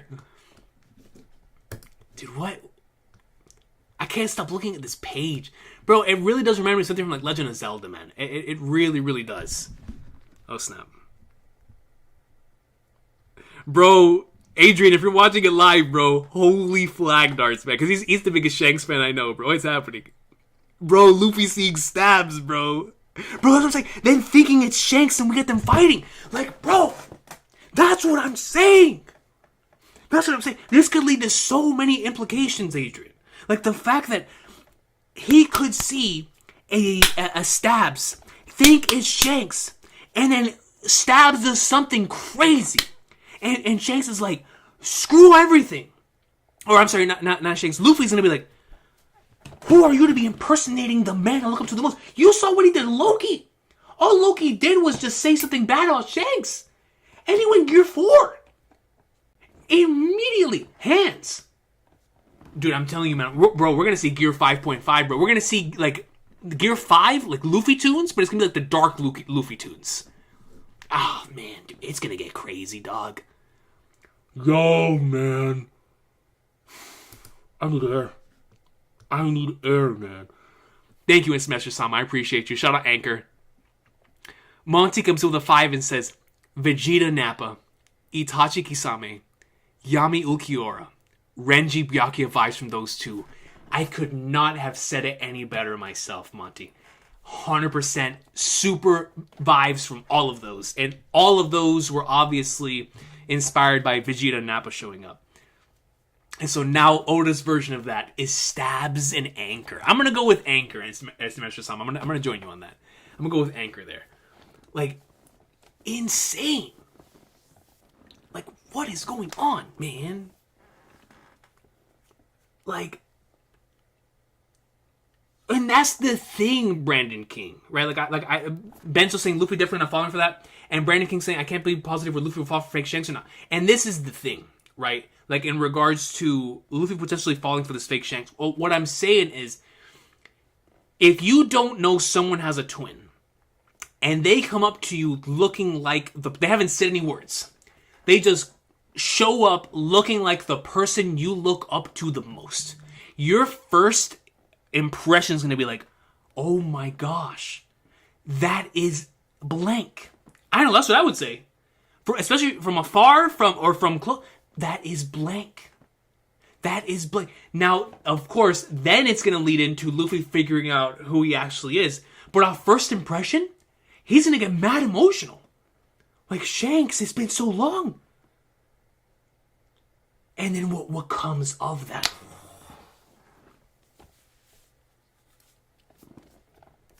Mother of Flagnards, man. Fable comes in with a 10 and says, WWE theme music playing, the strongest Yonko, the one man who stands uncontested. Oh, hold on, bro. Are we doing Paul Heyman here? The strongest Yonko! The one man who stands uncontested, unrivaled, undisputed, heavyweight champion of the world! The reigning, defending, the red-haired wonder himself, user of the legendary rat fruit. Squeak, squeak, squeak. That is squeak, squeak, squeak is crazy, Fable. Squeak, squeak, squeak is crazy.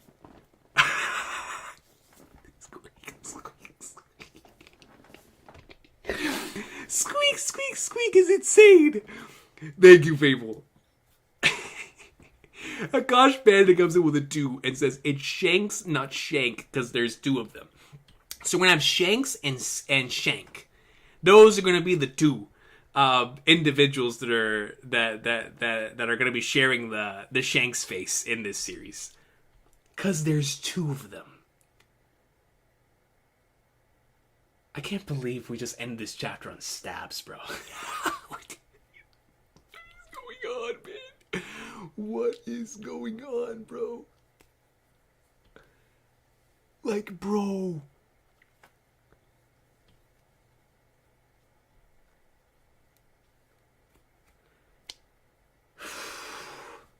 Figarland blanks.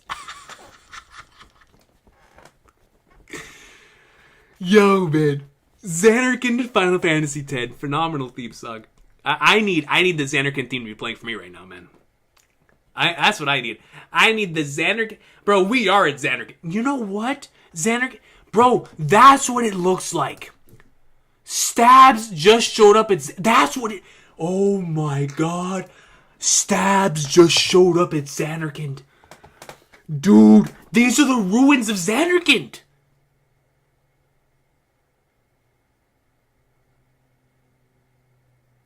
They're gonna play Blitzball, bro.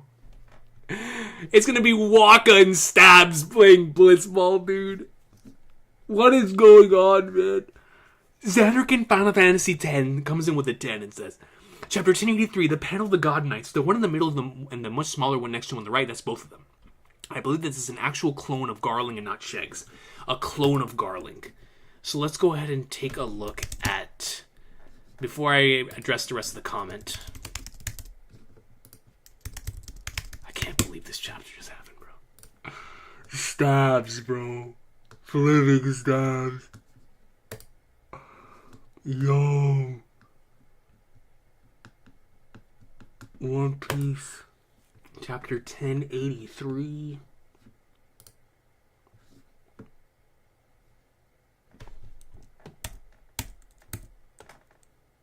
Yeah. I see it. I definitely see it. I definitely see it.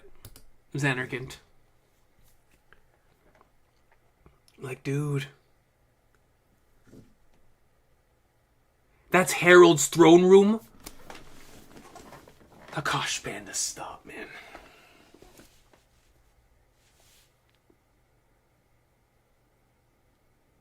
It's Hyrule Castle! Ganondorf took...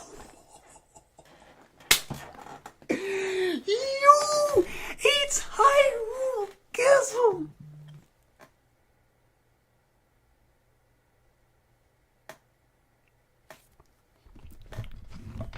I can't do this, man. I can't do this.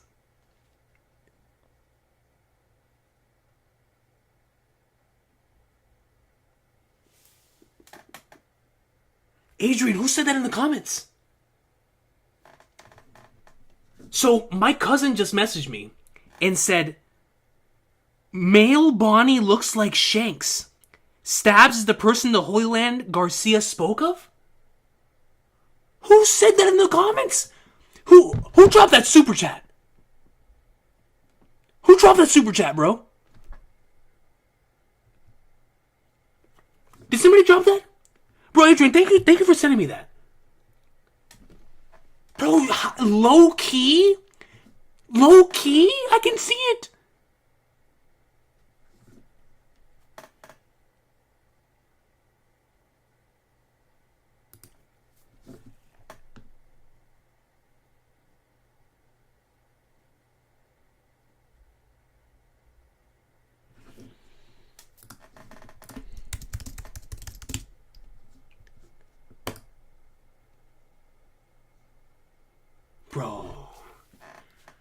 Not even low-key. High-key. SBS gender-swapped Bonnie does look like Stabs, bro. What is going on in my manga, man? What is going on in my manga right now, bro? Bro. Hey, Kuma's about to come back? Bro, don't even tell me what to have. The real father and the real, and when I mean real father, I'm talking about Kuma versus the Flagnard father. Oh, if that's true. What is happening, man? Josh Pointer comes in with a 2 and says Shanks called Stabs to stop Kaido. That's the red-haired that he was talking about. That's the red-haired that Kaido was talking about in chapter 1000, chapter 1015. Man. Exactly, Vortex. Subra comes in with a hundo and says, Loki's probably talking to the Godosei/Im. If Loki's talking to Imu. I'm on. Yo, man. Bro, if Loki's talking to Imu. You know what? Stab just showed up on Elbaf. I'm not counting anything out. Luffy versus Shanks loading. Stabs probably kills someone Luffy thinks Shanks. Luffy versus Shanks before Blackbeard, also Luffy's mom. So let's break this down, Sura. Let's break this down. Loki's probably talking to the Godosei/Im. I'm gonna hold off on that because I genuinely do believe he's talking to one of those rival nations, or like surrounding nations. But if he is talking to Imu, craziest moment. That would be just under Stabs showing up on Elbaf, all right? Like, that's crazy. That's nuts. That's nuts. He could be talking to one of the Godosei, though. That would be really interesting. But we'll see. I'm gonna stick with the nations thing. Him talking to like one of the dukes or nobles from another nation. But very well, like, I would not count on Godosei for sure. Now let's talk about this Luffy Shanks thing. So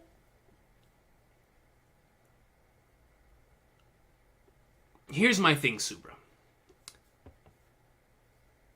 I've been wondering what we're doing, specifically what Oda's doing, with having Shanks take out Bartolomeo before this arc started. Because, and now with the Loki thing and what happened with Luffy and Loki when Shanks got brought up into the picture, I was like, okay, so what are we cooking here? We're obviously cooking how much Shanks means to Luffy. And so before we got into all this, you know, we talked about it before in afterthoughts and another shows, that it could lead into a situation where Luffy meets, or he has to deal with like the repercussions of what. Did my stream just cut off? Oh no, we're good. We're still back. No, I don't want to insert any ads. But to deal with like the repercussions of what Shanks just did, right? Specifically what Yasop just did, to cause some conflict with Luffy and Shanks heading into the final saga, right? Heading into the final arc.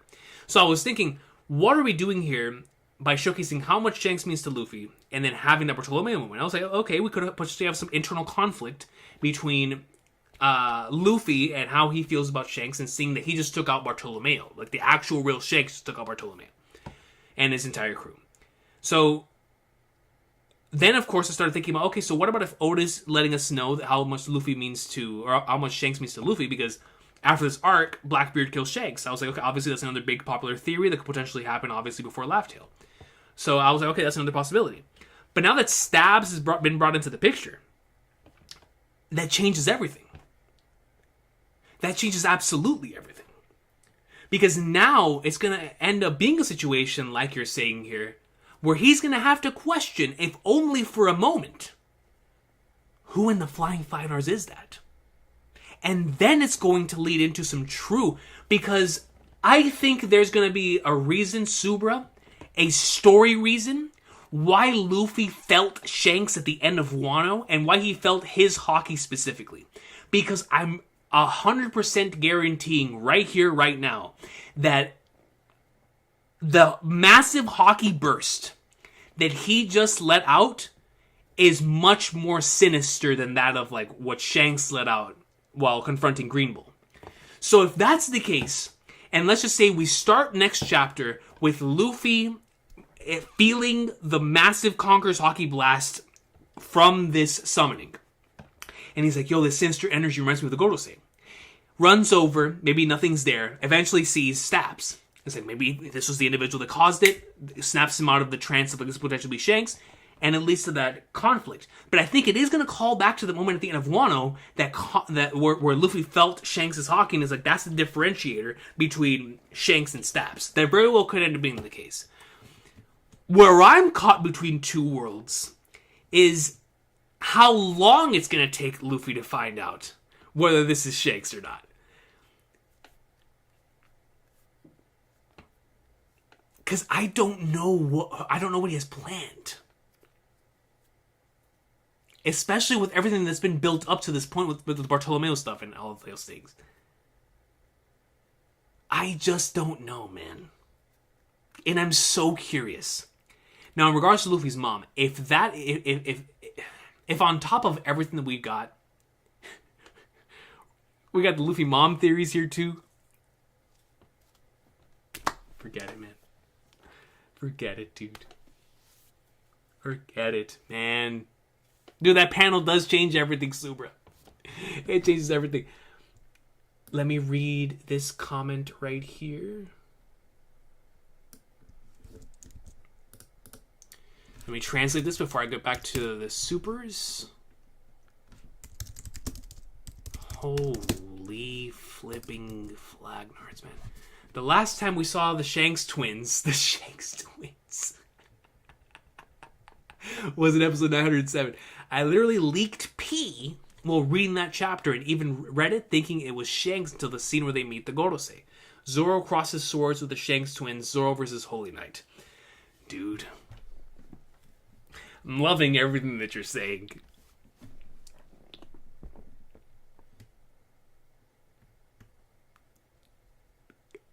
Oh, man.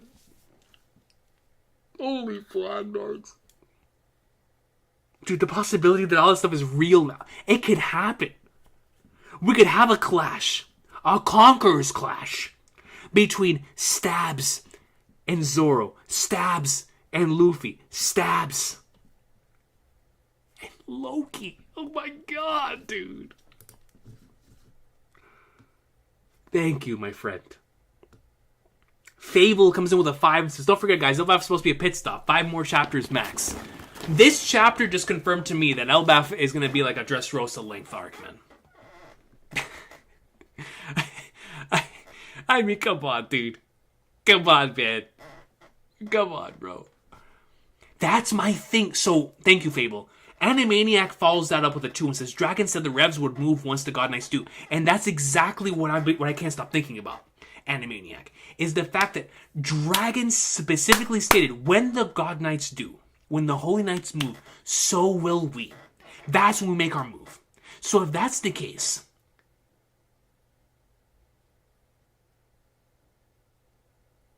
does Dragon know what they look like? If Dragon knows what they look like, and he sees Shanks, the actual Shanks, do we potentially get something from that? Like a questioning.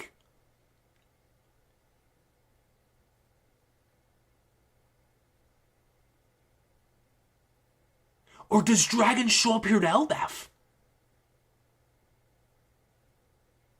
But then again, how would he know? How would he know? He would have no way of knowing. And if the thing is true that time moves slower here, or whatever, then that's an even a bigger, different thing. on top of that.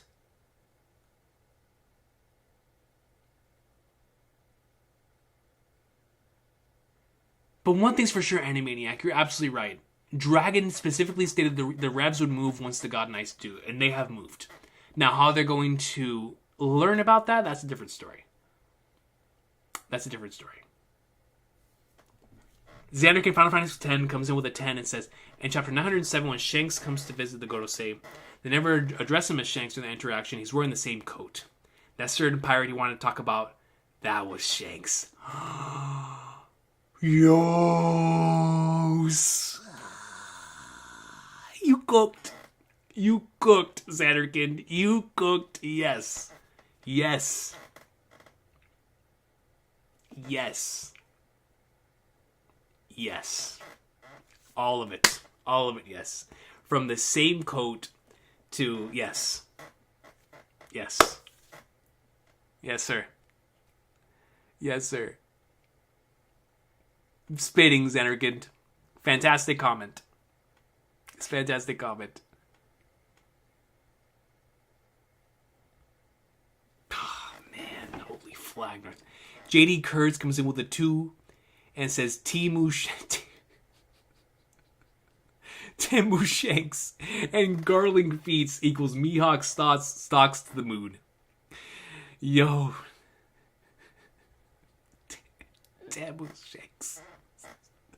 Yo, that's crazy. Yo, man, I don't know, man. Stabs is showing up here with a spellbinding circle. He might that man might be top 10, bro. Yo, man, we're gonna have to do our top 30 strongest characters of the year, so I could put Shanks and Stabs in the top 10. Thank you, JD Kurtz. Akash Panda comes in with a 2 and says, I love that Oda caught all the dialogues for the last 6 panels. Me too. It just added like a different weight. Like going back to this page here. We see the Conqueror's Haki Blast. Then we see Dorian Broga here celebrating. Cut back. And I was like, yo, what are these ruins? And then we look down in the midst of the flames. The hooded figures. The spellbinding circle. Stabs, dude. Oh my god, bro. And no dialogue, gosh, Panda. No dialogue. No dialogue. Bro, I'm sorry. Hold on, bro. Let me go on Twitter real quick, and I'm just gonna tweet out gibberish in all caps. I gotta do it, bro.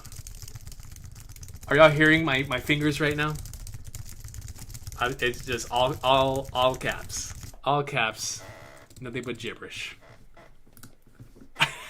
It's just, holy crap, dude. Oh my gosh, man. Oh my god, bro.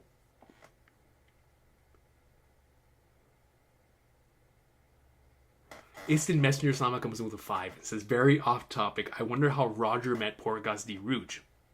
Back then, I always thought of Rouge being somehow related to Shanks. Oh, that's interesting. I do recall that being something, like the potential connection between Ace and Shanks back in the day, like that being something that I remember seeing was like a potential possibility. I don't know if there truly is a connection there, but if there is one, I want to see how stuff like that would be explored. Maybe even with one of the other Holy Knights as well. But I guess we'll find out. Plus, with the Garling and Roger interactions back in the God Valley flashback, when the time comes to get those. Flipping Garling, man. Oh my goodness. Dude, Garling is a Gorosei now too, bro. So, like, that's going to change the entire dynamic. Thank you, Mr. Messenger. Yo, Mr. Messenger-sama, I get it. I see the vision, man. I see why you were saying this is your chapter of the year. What a chapter. If the last chapter didn't hit me as hard as it did emotionally, man. Like, this chapter's right there with the Joy Boy Haki chapter. It's just... For that last page alone is enough to like, man, feed generations, you know? That's what it's all about, man. I drink mangoes comes in with a 279 Canadian. Says Stabs hits Luffy with a celestial departure.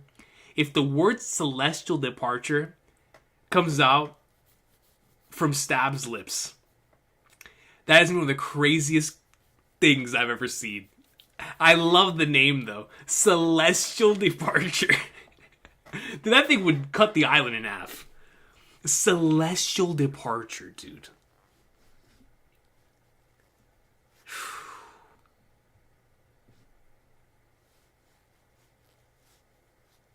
Dang, man. Mark97 comes with a 5. And it says, super sticker, appreciate you, Mark97. Thank you so much for that.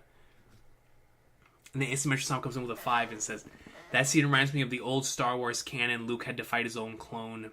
Luke Skywalker's genetic donor. Oh. And we know how big of a Star Wars fan he is. Dude, that's fascinating. Instant Mention Song, keep that pinned. Keep that pinned for future reference. That's actually really interesting. Because I know I saw some of y'all in the chat earlier talking about the clone stuff, which I'm really interested in, considering cloning is already something that's been confirmed within the verse. So I am very interested in those things as well. And then Fable comes in with a 2 and says, will Barto shield Shanks from a confused Luffy? I'm assuming you mean from like their interaction, based off of the confrontation that would come of this. That would be quite a way to pay off that scene from that chapter for sure, Fable. What a way to do that. Could you imagine?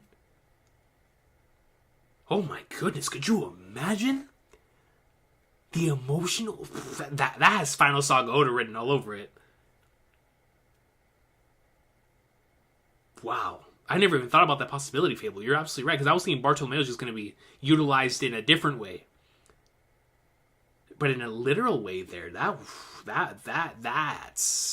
would be extremely emotional. I'm fascinated by that mindset, Fable. Wow. Wow. I'm kind of blown away by such a possibility. Man.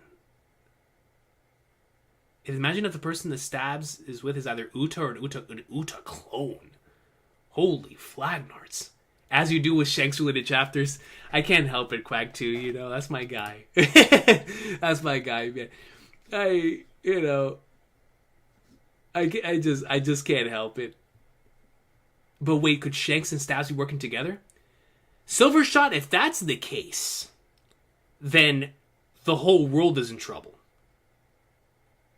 The Holy Knights and the red-haired pirates working together? Nobody want to see that.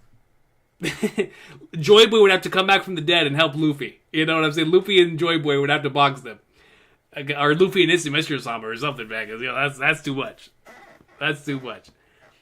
JD Kurtz comes in with a 2 and says, what does Shanks know about his brother/family? So I'm going to go as far as to say, JD Kurtz, that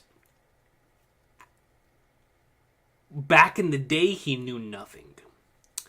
Maybe Roger slipped him some information, but I'm going to say he didn't know much of anything until he went out and started exploring the world himself.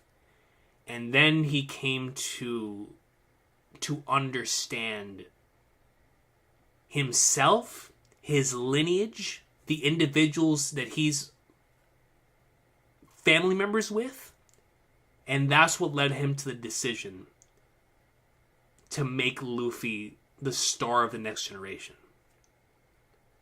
And to leave that in the next generation's hands. Something that he would be unable to do. So I think he knows about his family pretty well. I'm gonna go as far as to say that. That he knows about his family pretty well. About Stabs, about Pops, about all of it. He knows about it pretty well. I'm gonna go as far as to say that he does. Thank you, JD Kurtz. That's a great question. Monty comes in with a 5 and says, Revs could come to Elbaf to find Kuma, evacuate the civilians, form an alliance with the Straw Hats, and the Gods Knights could be here anticipating their arrival. Monty, if on top of all the hype we've got in this arc, this is the arc where the Revs and the Straw Hats work together to box the Holy Knights, bro, we gotta stop, man. This is too hype, dude. This is too hype, man. This is way too hype. Could you imagine? In this arc, we have the Revolutionary Army showing up because we know Sabo wants to show up in front of Luffy and Vivi to let them know about the D connection between the two. And what happened with Cobra, and obviously the truth about what happened with Instant Messenger-sama. And I strongly do believe that Sabo is going to relay that truth before we head into the finale, so that way they know the enemy that they're up against, this figure in the Holy Land. So, it could be a possibility. It could be a possibility, yo. And like Silvershot says, Dragon and Luffy this could be the arc where they reunite. This has been an arc of reunions. Yeah, that's what I was thinking of as well, Dre. That very well could be the case. I just don't know if Roger... I don't know if Roger would have wanted to tell him that in that moment. That's the only thing stopping me from believing that he did say that there specifically. But if he did tell him there, I can see why he was so heartbroken. But at the same time, I feel like it was something else. Something that had like a deeper connection to a kid Shanks. I just don't know what it is yet. Silvershot says, by the way, thank you, Monty. Excellent comment. It very well could be the case.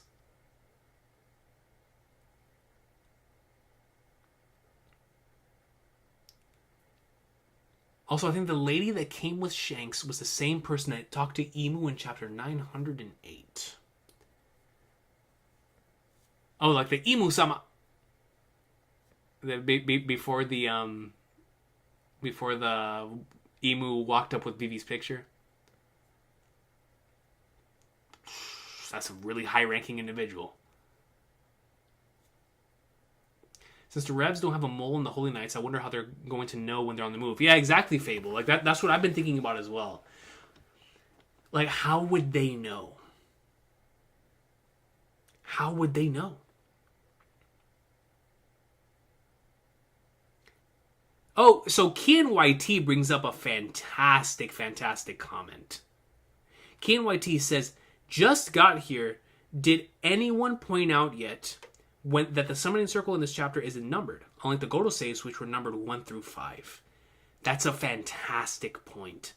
Which means, Kian YT, that the Holy Knights can do this as well, but they just aren't numbered like the top 5 are. Which means when Garling does, he'll, of course, take the place of Saturn's number. So that is really, really interesting. The fact that theirs is not numbered. That's so true. I did not clock that. Still huffing endless copium that will get a very short Vera arc with the Revolutionary Army. Quack 2, I would take anything with the Revolutionary Army. No matter how short it is. Whitebeard knew this guy existed most likely and referred to Shanks when he first met. Oh yeah, that's right. Yeah, whenever we kept thinking about and talking about the stabs theories, that was a scene that we always brought up as well. Was the Shanks and Luffy, or I'm sorry, the Shanks and Whitebeard interaction from the end of Eni's lobby.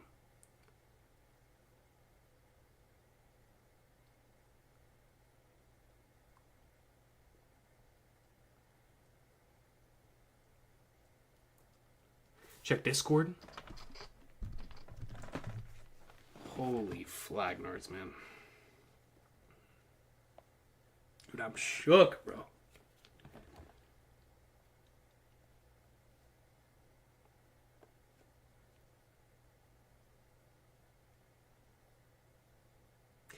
Yo!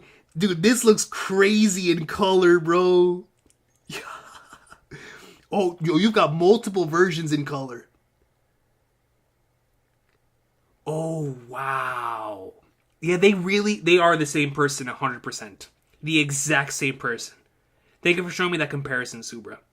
Yes. That is the exact same person. Specifically hiding the scar from the other side of the face. Yes. Chapter 906, Holy Land statues. From here, the visitors ascend a large, long staircase.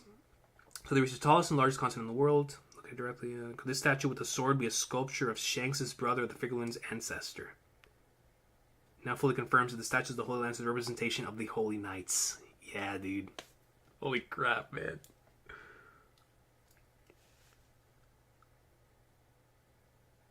"3 years after the war, Knight leader Shanks." What in the world is that? And then there's the Guinea thing.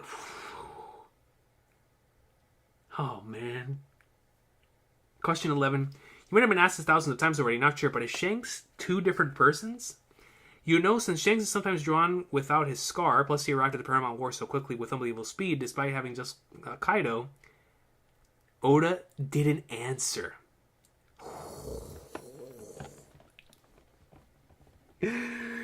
Dude, the stabs theories are going nuts. Oh, man. Instant Messenger Sama comes in with a 10 and says, the real life reference of Shanks, Billy One Hand / William Condon, has one of the wildest pirate wikis ever. This dude found a special treasure, that's all I'm going to say. Do I want to search it up? Do I want to search this up? More importantly, do I want to search this up while I'm live? That's the real question, Instant Messenger Sama. You know what I'm saying? Do I want to search up the name Billy One Hand on stream? I don't know. Brother. I don't know if we're trying to do that. You feel me? I don't know, man. Yo. So Super sent me a thread. One Piece Theory, Skull and Hati, Shanks and his sibling, the child of Fenrir, Figarland Garling. This thread does not contain spoilers for chapter 1134. Oh, it stops there.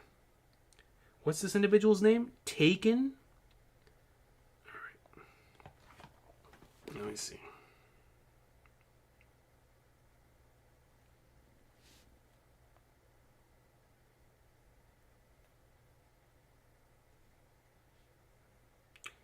Gorosei Taken, that's what it is.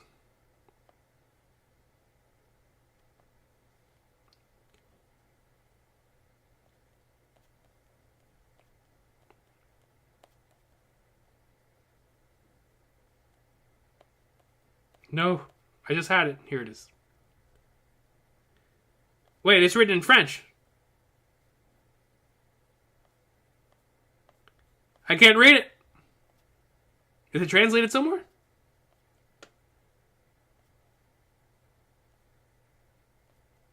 Oh wait, no, that's not French. That's right. What I said. I can't find the thread again. Subra. It's showing in a different language for me.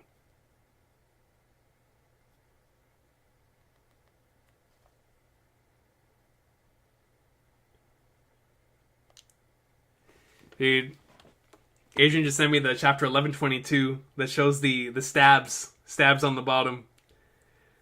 The person who lays claim to the One Piece, bro. Thank you, Subra. Okay, so let me copy this now into my browser, see if it shows it.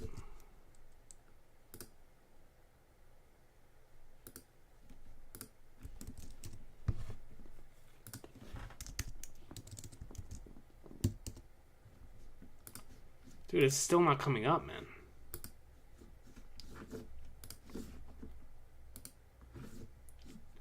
Oh, here it is. I think it finally came up. There we go. Okay. A certain old theory about Shanks having a brother.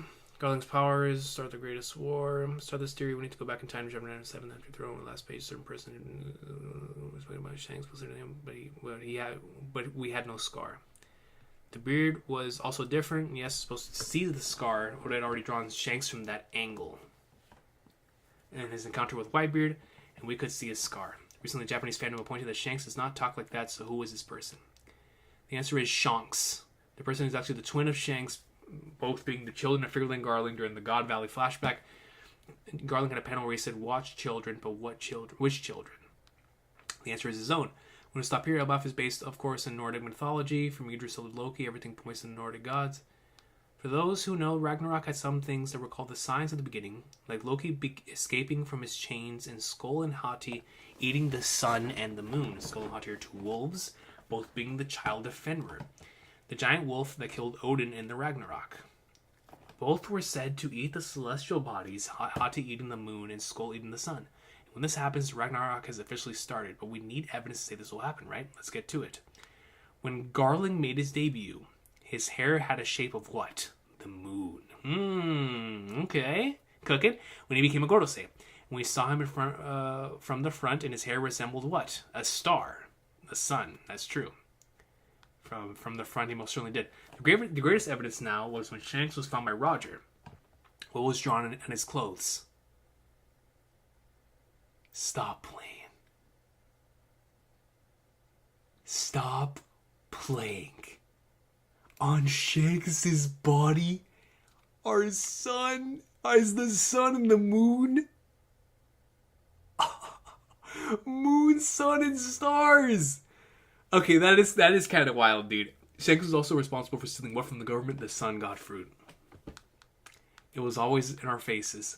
We were convinced already because now I will tell you that both Shanks and his brother will do to start the final war. When you remember what Dragon said, when they move the Holy Knights, that's when the fight will begin. But how exactly will they move? Well, obviously doing what the Gorosei couldn't in Egghead, they will kill Luffy. Let me explain. Shanks' brother is probably the leader of the current Holy Knights, as Garling was promoted to an Elder Star, right? So they will go to Elbaf. We will have a Holy Knight invading a Yonko territory. Elbaf is Shanks' territory. And actually fighting another Yonko, Straw Hat Luffy. And even more, Dragon will go to Elbaf to kill the leader of the Holy Knights, saving Luffy in the process, witnessing another moment like the one in Logtown. And that's why Elbaf is located in Warland, because that's where the greatest war of all time will start. The Ragnarok will bring everyone fighting everyone. How? Skull, Shanks, Stabs, will chase the sun, Luffy, and Hati will chase the moon, Teach.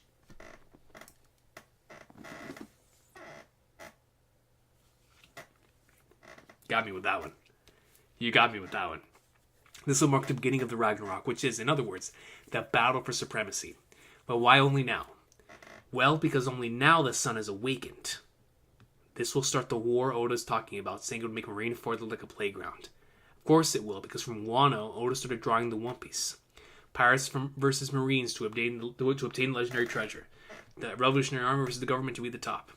Justice will prevail, they say, of course it will, as the greatest scientist this world has ever seen said. It all depends on who finds it. The winner takes all. The fate of the world lays in the hands of the person who will find the One Piece. Dude, that was a great, fantastic thread. That was a good thread, Subra. That man cooked. That man most certainly cooked.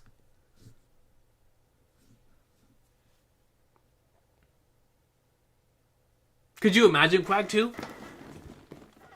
Could you imagine Quag 2? So Quag 2 says, I saw people slandering Oda months ago for shading out Stabs in 1121. In the 1121 spread. Was Oda supposed to just draw two Shankses there with no explanation then? Could you imagine? Yo, that would, I mean, that just would have confirmed it. And that takes all the fun away from it. I'd rather he do something like this. And just confirming the twin thing. Imagine a silhouetted character in that spread is at the end of the thread is Stabs. So, I think he is Saul. I most certainly do think the silhouetted character in the spread is Stabs, because he even has the same similar type of sword. And the same nose. Like we were predicting back then that it was Stabs. I definitely do think it is Stabs. So, let me ask y'all this.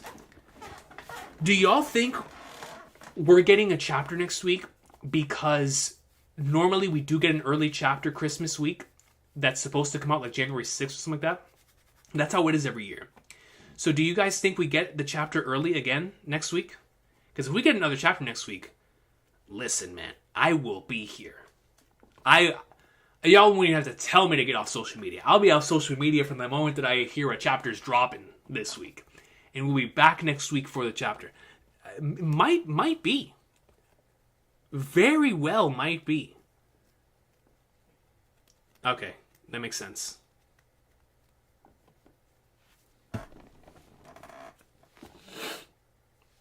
Can't believe Figarland Yonji is here. Shout out Praetorius, man. Yo, Praetorius, you guys cooked over there at Oda's office. Didn't Shanks reference the sun and the moon with Beckman, or did someone say that about them? I don't remember. Yeah, I don't remember that either, Lazy Mofos. Did he reference the sun and the moon?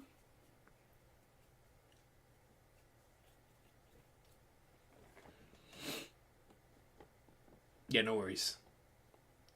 Silhouette pieces overhated 80% of the time. Silhouette piece is the fun of it. It's the fun of it, man. It's the fun. If Silhouette piece didn't exist, we wouldn't have Kaido as Meadows and all of those like crazy theories coming off of the silhouettes. It's a part of the fun. It's a part of the fun. Whatever we predict, Oda will do something else. And that's what makes the series so special, man. Like, how does he do it? How does he do it, dude?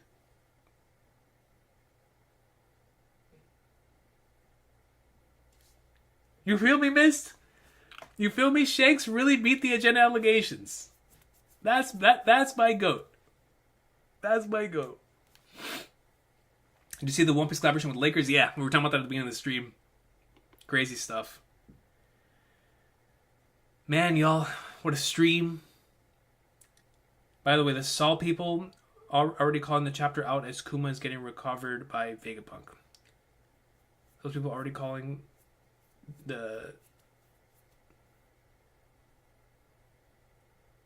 as Kuma is getting recovered by Vegapunk?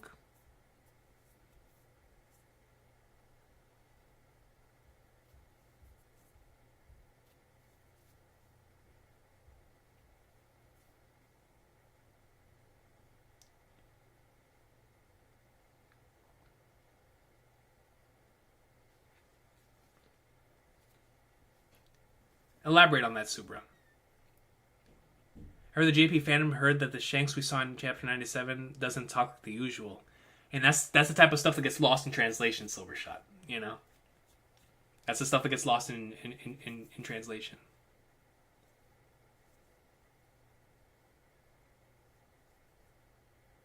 If we didn't have Silhouette Piece, we would have saw Loki's insane design in that random WCL panel. Can you imagine? Could you imagine? All the way back in WCI, we saw Loki. I'm glad we waited this entire time. Everybody thought he was just going to be... I don't know, I thought he was going to have like a Napoleon Bonaparte type of design. Just based on the flashback. Or Big Mom's flashback. And to see him have the design he has is just so cool.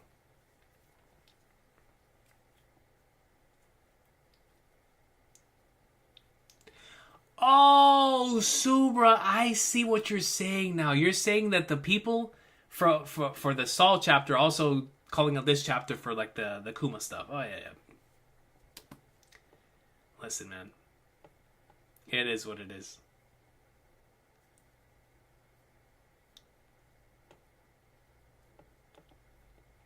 The important thing to just remember is that Stabs will have legendary rat fruit because he will eat the big cheese, aka the moon, aka Marshall D. Cheese. That is the big cheese. That is the big cheese. Praetorius comes up with a 5 and says, Box Punk. I love that name. We're sticking with that name. We are sticking with that name. Box Punk is him from 20 years ago, not synced with Punk Records. Years of maturing. Learning he died, he may go rogue. It's actually a new character. So, Box first and foremost, I love the box punk idea, number one. Just going back to outside of your super chat to this comment in of itself. I think the box punk idea is so, so good. But number two, I'm so curious as to, like you said, how he's going to react to learning that he died. Because it's going to be someone brand new coming into the picture. And honestly, Praetorus, going back into the Shanks clone theories that you guys have been having. So let's just say, hypothetically speaking, Stabs is not Shanks' brother. He's actually Shanks' clone. If we were to look at this, and Stabs is actually a clone of Shanks, then this Vegapunk going rogue, I think would be a really cool, unique detail to showcase that clones can go rogue down the line, to have that coincide and go in line with a potential Shanks clone here in this arc, and seeing how both of those would be in parallel with each other. I think that would be a really interesting thing to explore. I don't know if Oda's going to take that route, because he generally could be his brother or whatever, but with the clone thing in the air and this new box punk, I think it is really interesting. That's something that could be explored. What if Shanks is the clone? That is also a possibility as well, Dre. That, like, this is the real Shanks, and the other one, and the one that we know and love, is the clone. Samurai Pizza Cats. That's a reference right there.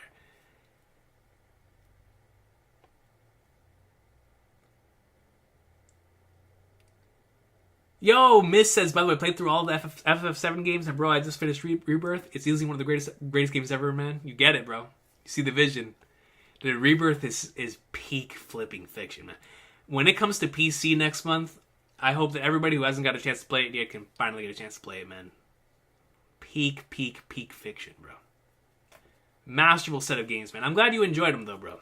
That FF7 is what got me into all this stuff. Without FF7, Sailor Moon, and Dragon Ball, I'm not even here. reading this chapter. That got me in. Those are the things that got me into all the Japanese stuff. So I'll always be appreciative. But FF7 just in general has always been my jam.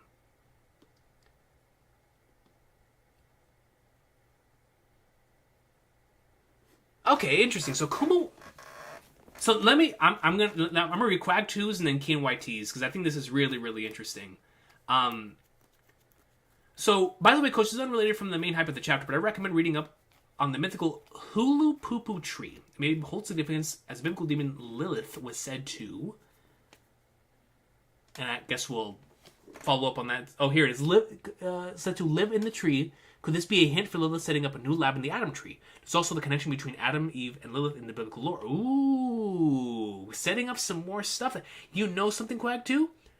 I would be down for that. And sometime off stream, I will be looking into this Hulu Poo tree, because stuff like that really interests me, especially whenever it borrows from biblical stuff. I think that is really, really interesting. I'll definitely look into that, Quack, too. That's super fascinating. And then we follow that up here with Keen YT saying, hyperfixating the summoning circles again, but I think the Godoseis are numbered because their power is borrowed from Emu. But the Knights might have the power themselves, not controlled by Emu, so no numbers. So you think the Godosei are all connected to Emu, like Exodia style, or whatever, where they're all like connected to the whole that is Emu, and like Emu distributes the abilities to them, or the monsters, whatever it is. Well, let me ask y'all this based on that. Do y'all think that the Holy Knights also have monster forms? Because if they also have monster forms, then are they going to be as crazy as the Godoseis? I'm going to assume they are. But maybe that's the thing that differentiates them. Maybe they don't have monster forms. I'm not sure. I'm honestly not sure. JJKS3 announced. Let's go. Whoa! Instant Messenger Sama.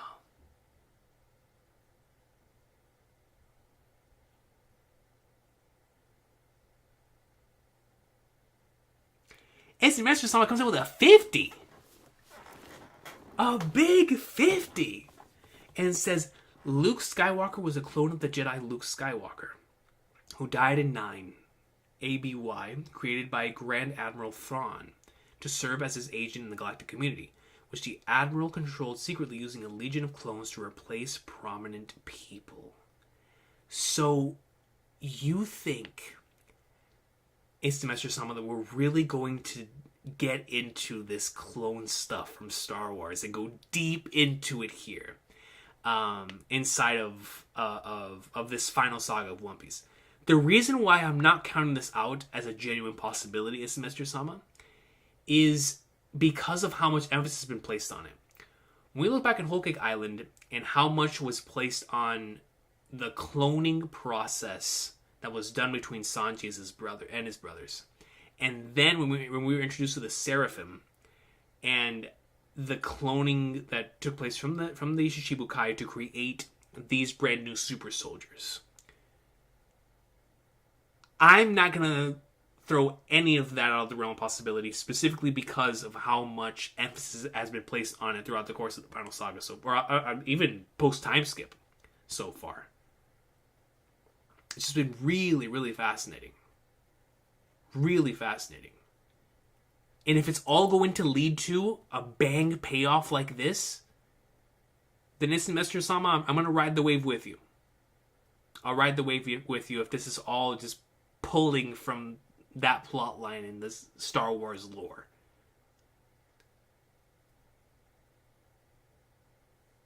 So, let me ask you this, Mr. Sama. You're implying that on top of the Seraphim,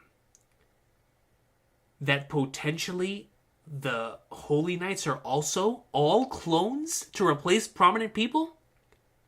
That's a scary thought. That's a scary thought. Because then Anchor, or whoever this girl is that's with Stabs, very well could be a clone of Guinea. Or whoever it is that it's going to end up being. Or Luffy's mother. I don't know. Playful note. Very, very interesting as Mr. Sama. So now, we've got to see. We've got to see what's going to happen then. Holy crap. That's actually wild. That's actually wild. Stab's monster form is just a huge rat. It's just a big, huge rat, dude. I love it. It's a New York rat. It's just a rat with a Knicks jersey. That's Stabs. Stab's monster form is just a big rat with a Knicks jersey. New York Knicks jersey. That's all it is, bro. That's Stab's monster form. Afterthoughts, please. I think we're gonna have to do one, man. We'll have to see, like I said, because I'm gonna be out with the family next week. But this chapter was too good. It's too insane.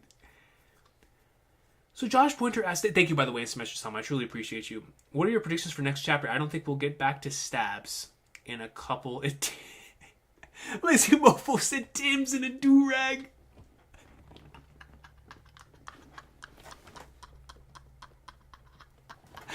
The giant rat is some Tim's. Yo, what are your predictions for next chapter? I don't think we'll get back to Stabs in a couple chapters. Yeah, Josh Pointer, I'm the same line of thought. I don't think we'll get back to it. Unless the Conqueror's Haki blast from him arriving was so huge it sets off everyone. Then I could see us cutting back to it. But if it's not, the next chapter will continue the Academy stuff in the library, where we continue with Saul and seeing some more stuff with Ridley. Dude, I forgot Ridley was in this chapter because of what happened with Saul, with flipping Stabs here. The rest of the chapter was great, as Tetsuya D. Saul says, with us, all the focus on the last page. It most certainly was beautiful seeing Robin bear witness to all of that, like, extremely, extremely beautiful. But going back to your comment, Josh Pointer, I could see us continuing because of how crazy the Haki blast was. But at the same time, if we don't, and they go straight up, and we don't see them for a while, then I could see the adventure piece continuing, and either way, I'd be down for it. Please believe it or not, and I'm a believer, son. I'm telling you, Tony. We're believers here. I really hope there isn't a fake-out meeting between Luffy and Shanks. Stabs. It would break my heart. Praetorius, yeah, we were talking about that earlier. Like, that would really, really break my heart, man. Like, truly, truly break my heart.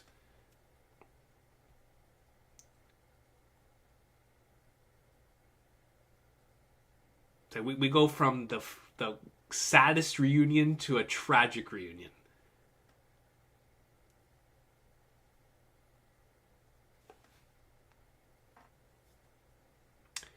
What if the Holy Knights are clones of the strongest slaves that were in the Mighty Joa? That adds a very tragic element to it.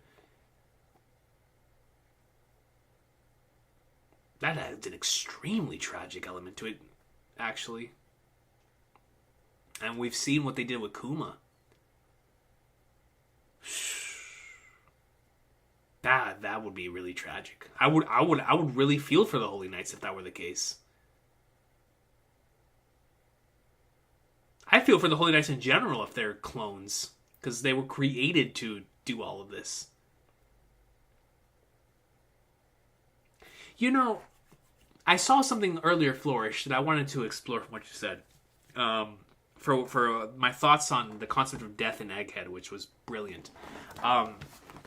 So the same way that the concept of death was explored in Egghead, I think that Elbaf could be, as I've already said, I think one of the main things we're going to explore in Elbaf is creation, right? Like, we've already seen it throughout the course of the arc up until this point. But I do think we're going to go into what it truly means to be alive. And what better way to explore such a theme than through a box punk who is going to come into this world now as a brand new being, as well as a Stabs and the other individual who, cloning theories being true, could also explore what it means to be alive. I think that could be interesting. Exploring death and Egghead, what it means to be alive in the following arc, and how those can sort of answer each other. I just think that's fascinating. Fable comes in with a 10 and says, the book gigantification being a throwaway plot point really puts the clown and Caesar Clown. Bro's really got to change careers. Yo, Caesar Clown doing all of this, and it's just a throwaway plot point. It's just like, yeah, here we go. We got it in the chapter. You know what I'm saying?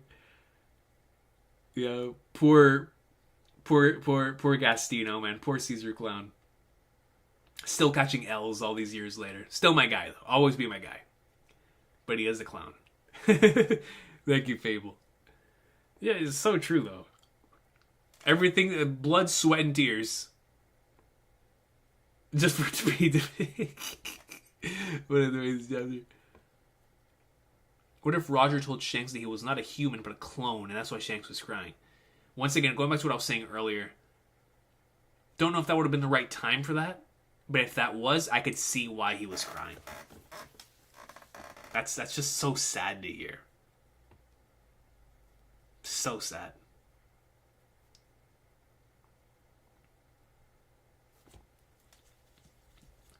I think it is still Haki, though.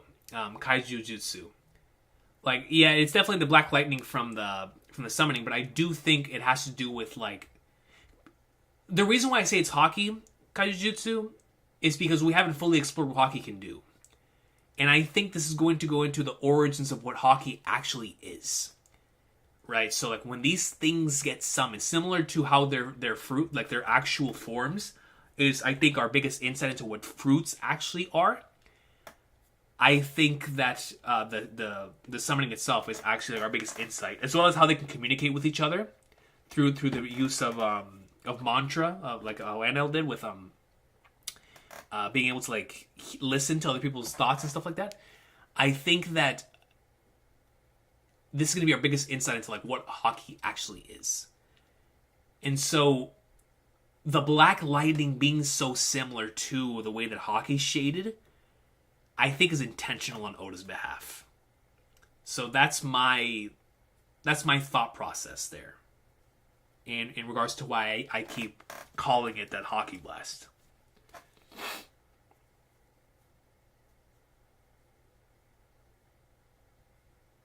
Exactly, Flourish.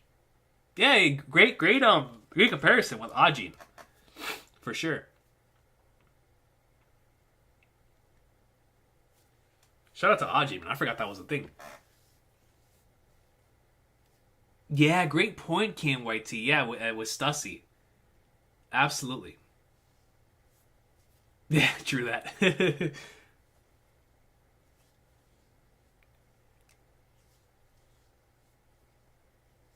See, I haven't watched Avatar 2 yet, Praetors. That's interesting. If it's explored there as well. Giant aliens got cloned and brought back as avatars. The way the choices are different and the same are interesting. Oh, that is very fascinating, Praetors, actually.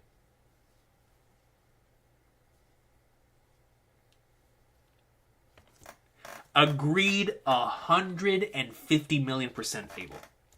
Yes. I strongly believe that all of them are a part of a single ecosystem as one single system. Haki, fruits, whatever these techniques are, the origins of them in the past are all going back down to a single point.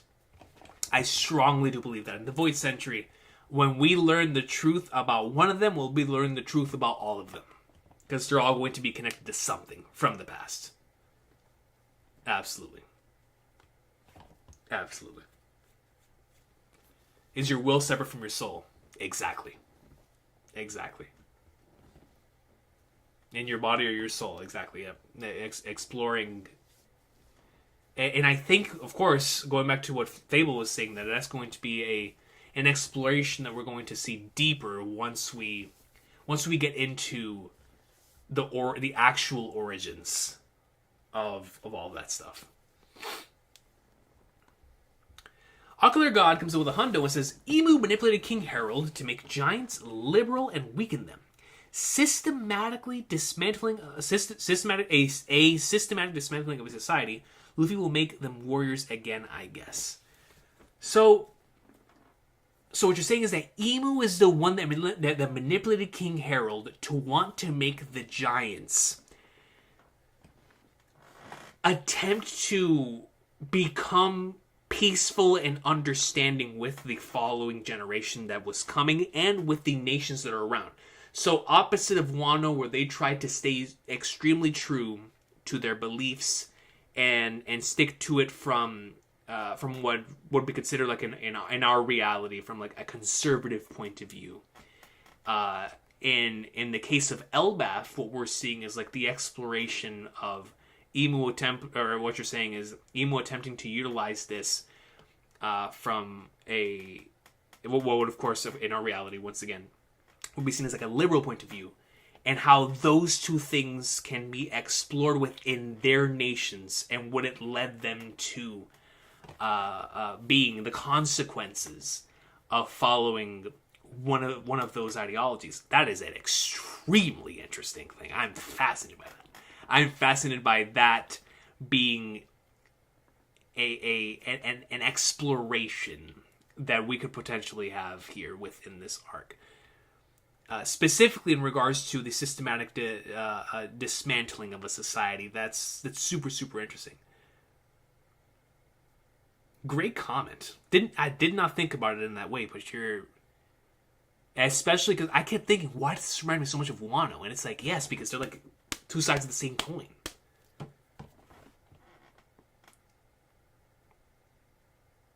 Would it be cool to do the opposite of Wano with the opening the borders, Loki? Yes, exactly, Praetors. Exactly.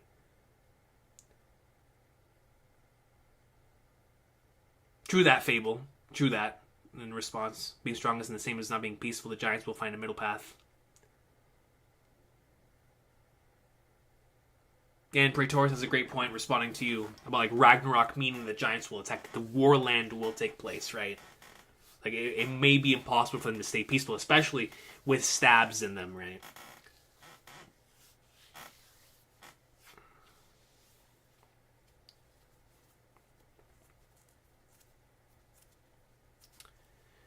Summoning makes sense as a Haki ability because it's a form of bringing things about through your will. Spitting, KNYT. Spitting. Haki translates to will. Also, similar to Vegapunk's theory, the devil fruits are summoned by desires. Yes. I agree 100% KNYT. This reminds me of the Imperials versus the Stormcloaks in Skyrim. Another Skyrim reference. Okay, Quack 2? Cooking with the Bethesda agenda here? Very true. Very, very true. King, what's your top 3 FF7 characters? Mine is Cloud, Zack, and Aerith. Great top 3. Honorable mention for Sephiroth. Generational cast, especially in Rebirth. No, they're super generational. Top 3, Aerith, Cloud, and after that gets really tough. Aerith is like my number 0 in anything. That's like the character I'm most attached to in anything. And then Cloud obviously is one of my favorite characters of all time. And then Aerith is the character I'm most attached to. And then after that, it's so tough because I love Tifa with every fiber of my being.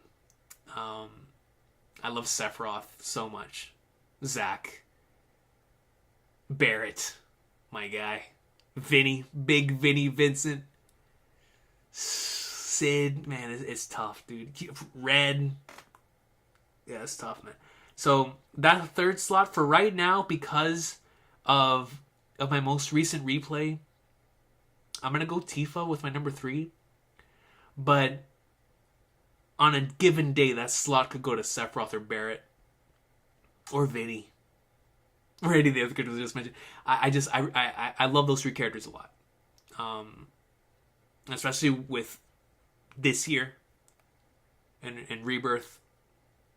I'll go with those 3. But man, do I love Zack and Barrett and Sephiroth and them. That's a great question, dude. But for sure, top 2 is definitely Aerith and Cloud. Always has been for my favorite Final Fantasy characters. Or FF7 characters. Yeah, I love Tifa too a lot. But yeah, generational cast. You're spitting on that, miss. Spitting on that. It's my favorite cast of all time. Well, my favorite cast to a single game. My favorite cast in general is the Trails cast. But my favorite cast for just a single game is definitely FF7. Dude, by the way, Clive, going to Final Fantasy 16, Clive is awesome in Tekken 8. Really, really cool. I tried him out for a few games. Fantastic addition to the Tekken roster. Why do you think Stabs came here, by the way? To free Loki on the Godos's order? For Luffy to kill Saul for researching history? Or for Dory and Brogy and the Egghead incident? It's a great question. So why did Stabs come here? Stabs is on the way. Or I should say, Stabs is here.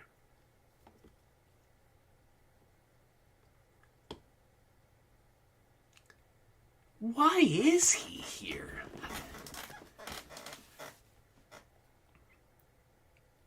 He could be here for all of those things you said. He could be here for Luffy. He could be here to take out Saul and eliminate Ohara for good. He could be here to capture Robin. He could be here for the Egghead incident. He could be here for Loki on the Godos's order. He could be here for multiple different things. But because he spawned in King Harold's, what we're assuming is King Harold's throne room, he might be there looking for something that they're trying to hide. Going back into this week's chapter, Subra, remember how they were specifically talking about how the generation of the past and the generation now, they're like trying to stop them from utilizing words that were used in the past, right? And every time that I see language being used in that type of way, it makes me think that maybe somebody's trying to hide something that was used within the ancient, or within like the old language, the old way of speaking. And if we're going to take that route, then maybe Stabs was sent here with the intent of hiding that piece of history, or retrieving that piece of history that could potentially lead into something being extremely important and a connection to the Void Sentry. As a matter of fact, I would not put it out of the realm of possibility that the person who found the giant straw hat that is in the Marijoa very well could have been one of the Holy Knights and or Stabs or someone related to that. Because let's just say Imu does not leave and that hat was not found in the past. That hat was like, it was somewhere in the world and it was like seen as this like symbol, right? And so it's Mestre-sama sent him on a quest, like, yo, go out and find a giant straw hat. That is a symbol that will bring about our destruction. And they go out using the summoning circles or whatever, and they found it and they retrieved it and brought it back. So, hypothetically speaking, if that's how they got the giant straw hat, I wouldn't put it out the realm of possibility. That's what Stabs is here to do as well. To find that thing that's here, that connects the current generation to the old generation, and in order to take that away before it becomes a threat. That's what I'm going to stake my money on. But I can most certainly see him being here for Luffy, considering what Luffy just did to the Gorosei in the last arc. Made them look like fools. It took all 5 Gorosei. Could do nothing with the king. So I could see him being there specific. Or what about if the pirate, as simple as it may sound, the pirate that Stabs was talking about was Luffy, right? Because you know earlier we were talking about the pirate that Stabs was talking about was Shanks. But if the pirate that Stabs was talking about was Luffy, then maybe back in chapter 907, he was like, yo, let me go take care of Luffy. And the Gorosei were like, hold on there, playa. You can't just go out and expose yourself like that. What about if people see you? And then after time and time went on, and Luffy took out Kaido, and then Luffy did what he did in Egghead, the Gorosei were like, and especially with Figarland Garling up there now, like, F it, go out and take him out. Take Luffy out. And so, I could see that being the case as well. I'm just not sure.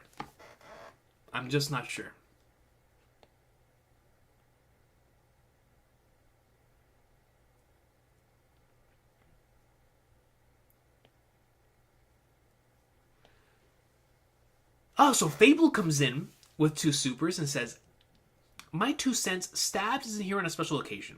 The Celestials must have a long-term interest in Elbaf and the Stabs are responsible for. Oh, Fable, I love that. You want to know why I love that? Because we, from the pirate side of things, consider Shanks to be, consider Elbaf to be Shanks' territory. The WG and the Celestial Dragons potentially seeing Elbaf being Stabs' territory, it brings that connection. I love that so much, dude. You have no idea. That is such a great idea.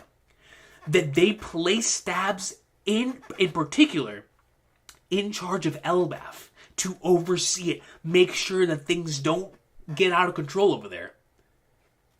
While Shanks is also the one that has quote-unquote territory of Elbaf. I think that is such a cool idea. I love that fable. Follow that with a 5. It says, someone is intentionally demilitarizing Elbaf to the Celestials' direct gain. Yes. Which means, going back to what Super was saying earlier, very well could have been Loki discussing something with, whether it be that noble, or Imu, or the Gorosei, whoever that noble was, could have a connection to what happened back with King Harold. Then maybe King Harold was going to try to deal with some of these nobles or whatever, with the trades that were trying their hardest to weaken the giants from a military standpoint. And it's because, of course, that was going to be for the benefit of the higher powers. So, Loki now befriending certain individuals within there then adds a deeper layer of complexity to this entire thing. It's just so interesting. So then KNYT, in response to me, says, hiding history seems a little below Stab's pay grade to me. That's more of a Gorosei task. If Imu deploys Stabs, I can only imagine it is because Imu is extremely shook, like from feeling Joy Boy's Haki. So, below the pay grade, I can definitely see what you mean by that. But at the same time, I feel like going out to eliminate someone like Luffy because of being shook or from feeling Joy Boy's Haki would be just as important as like the Gorosei showing up, as we just saw last arc. So I feel like at this point they're just in full blown I don't care any mode. I don't care anymore mode. Like Imu's like I don't care who does it. Someone's got to finish the job because these Flagnars that I hired aren't doing it. So Stabs, you go out and do it. You know, that very well could be the case as well. It's all good, Fable. All of my predictions are always wrong as well. Also, search Sheik from Zelda. That's the masked woman. Oh, you know, that's why that character looks so similar. You're right. Most certainly does remind me of Sheik. Niall, it's so good to see you, fam. It's so good to see you. Glad of you to stop by today. Showing up at the empty throne does remind me of the Emu reveal. It definitely makes sense that they secretly... yo, have a good night, Subra. Thank you so much for stopping by, yo. Have a good night. Praetor says, showing up at the empty throne does remind me of the Emu reveal. It definitely makes sense that they'd be secretly running things in the absence of the king, which makes Herald a Joy Boy parallel. Ooh, more parallels. I could see that.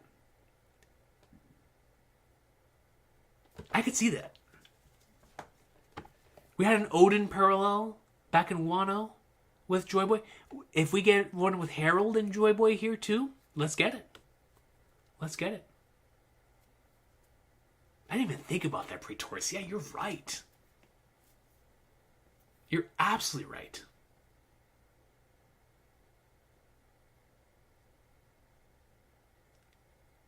Instant Master Sonic is with the 2. It says a stab. If Stabs fails, I'm a pull up. Emu's gonna pull up. Now the world shall know pain. For real though. Just eradicate everything on his own. That'll be the day, Emu. That'll be the day. Rufus Shinra's so raw in the reboot. Dude, I love what they've done with Rufus.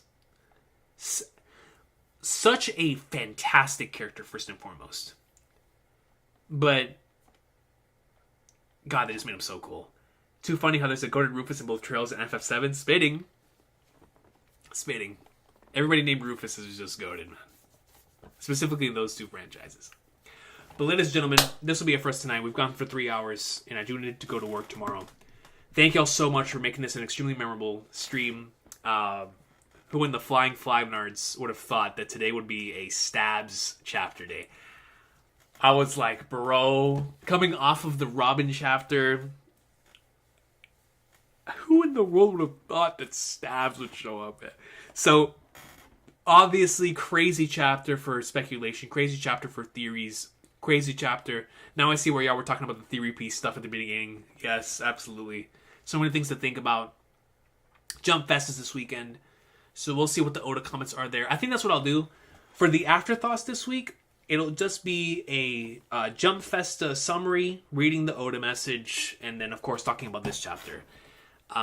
Next week, I'm not sure if we'll get a chapter, but if we do, we'll be here for that. If not, we'll be here the week after, whenever in the world the next chapter drops, to see what happens next on Elbaf now that Stabs is here. And Ragnarok may be on the horizon, man. What a stream. Bro, what a chapter, man. Like Fable says, 5 chapters left. So, not much to predict. You know, only a volume left of greatness. But on a serious note, the more chapters we get, can't imagine this arc being any less than Egghead, that's for sure.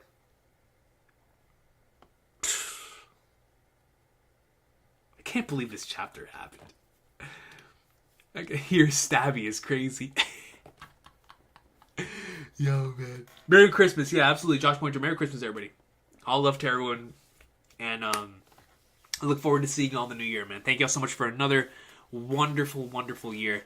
I will definitely see y'all again before the end of the year, but just in case y'all only watched the chapter reactions, love y'all. Have a good one. Take care. What a chapter. I still can't believe this chapter ended. Can I just stare at this final panel? Like, what is this, bro? Holy flag darts.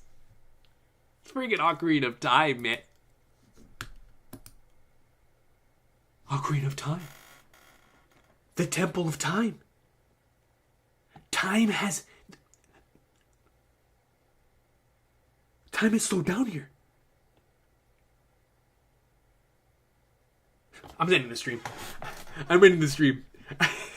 I'm ending the stream. I've got to end the stream. I've got to end the stream. If not, we're going to be here all day. We're going to be here all day, man.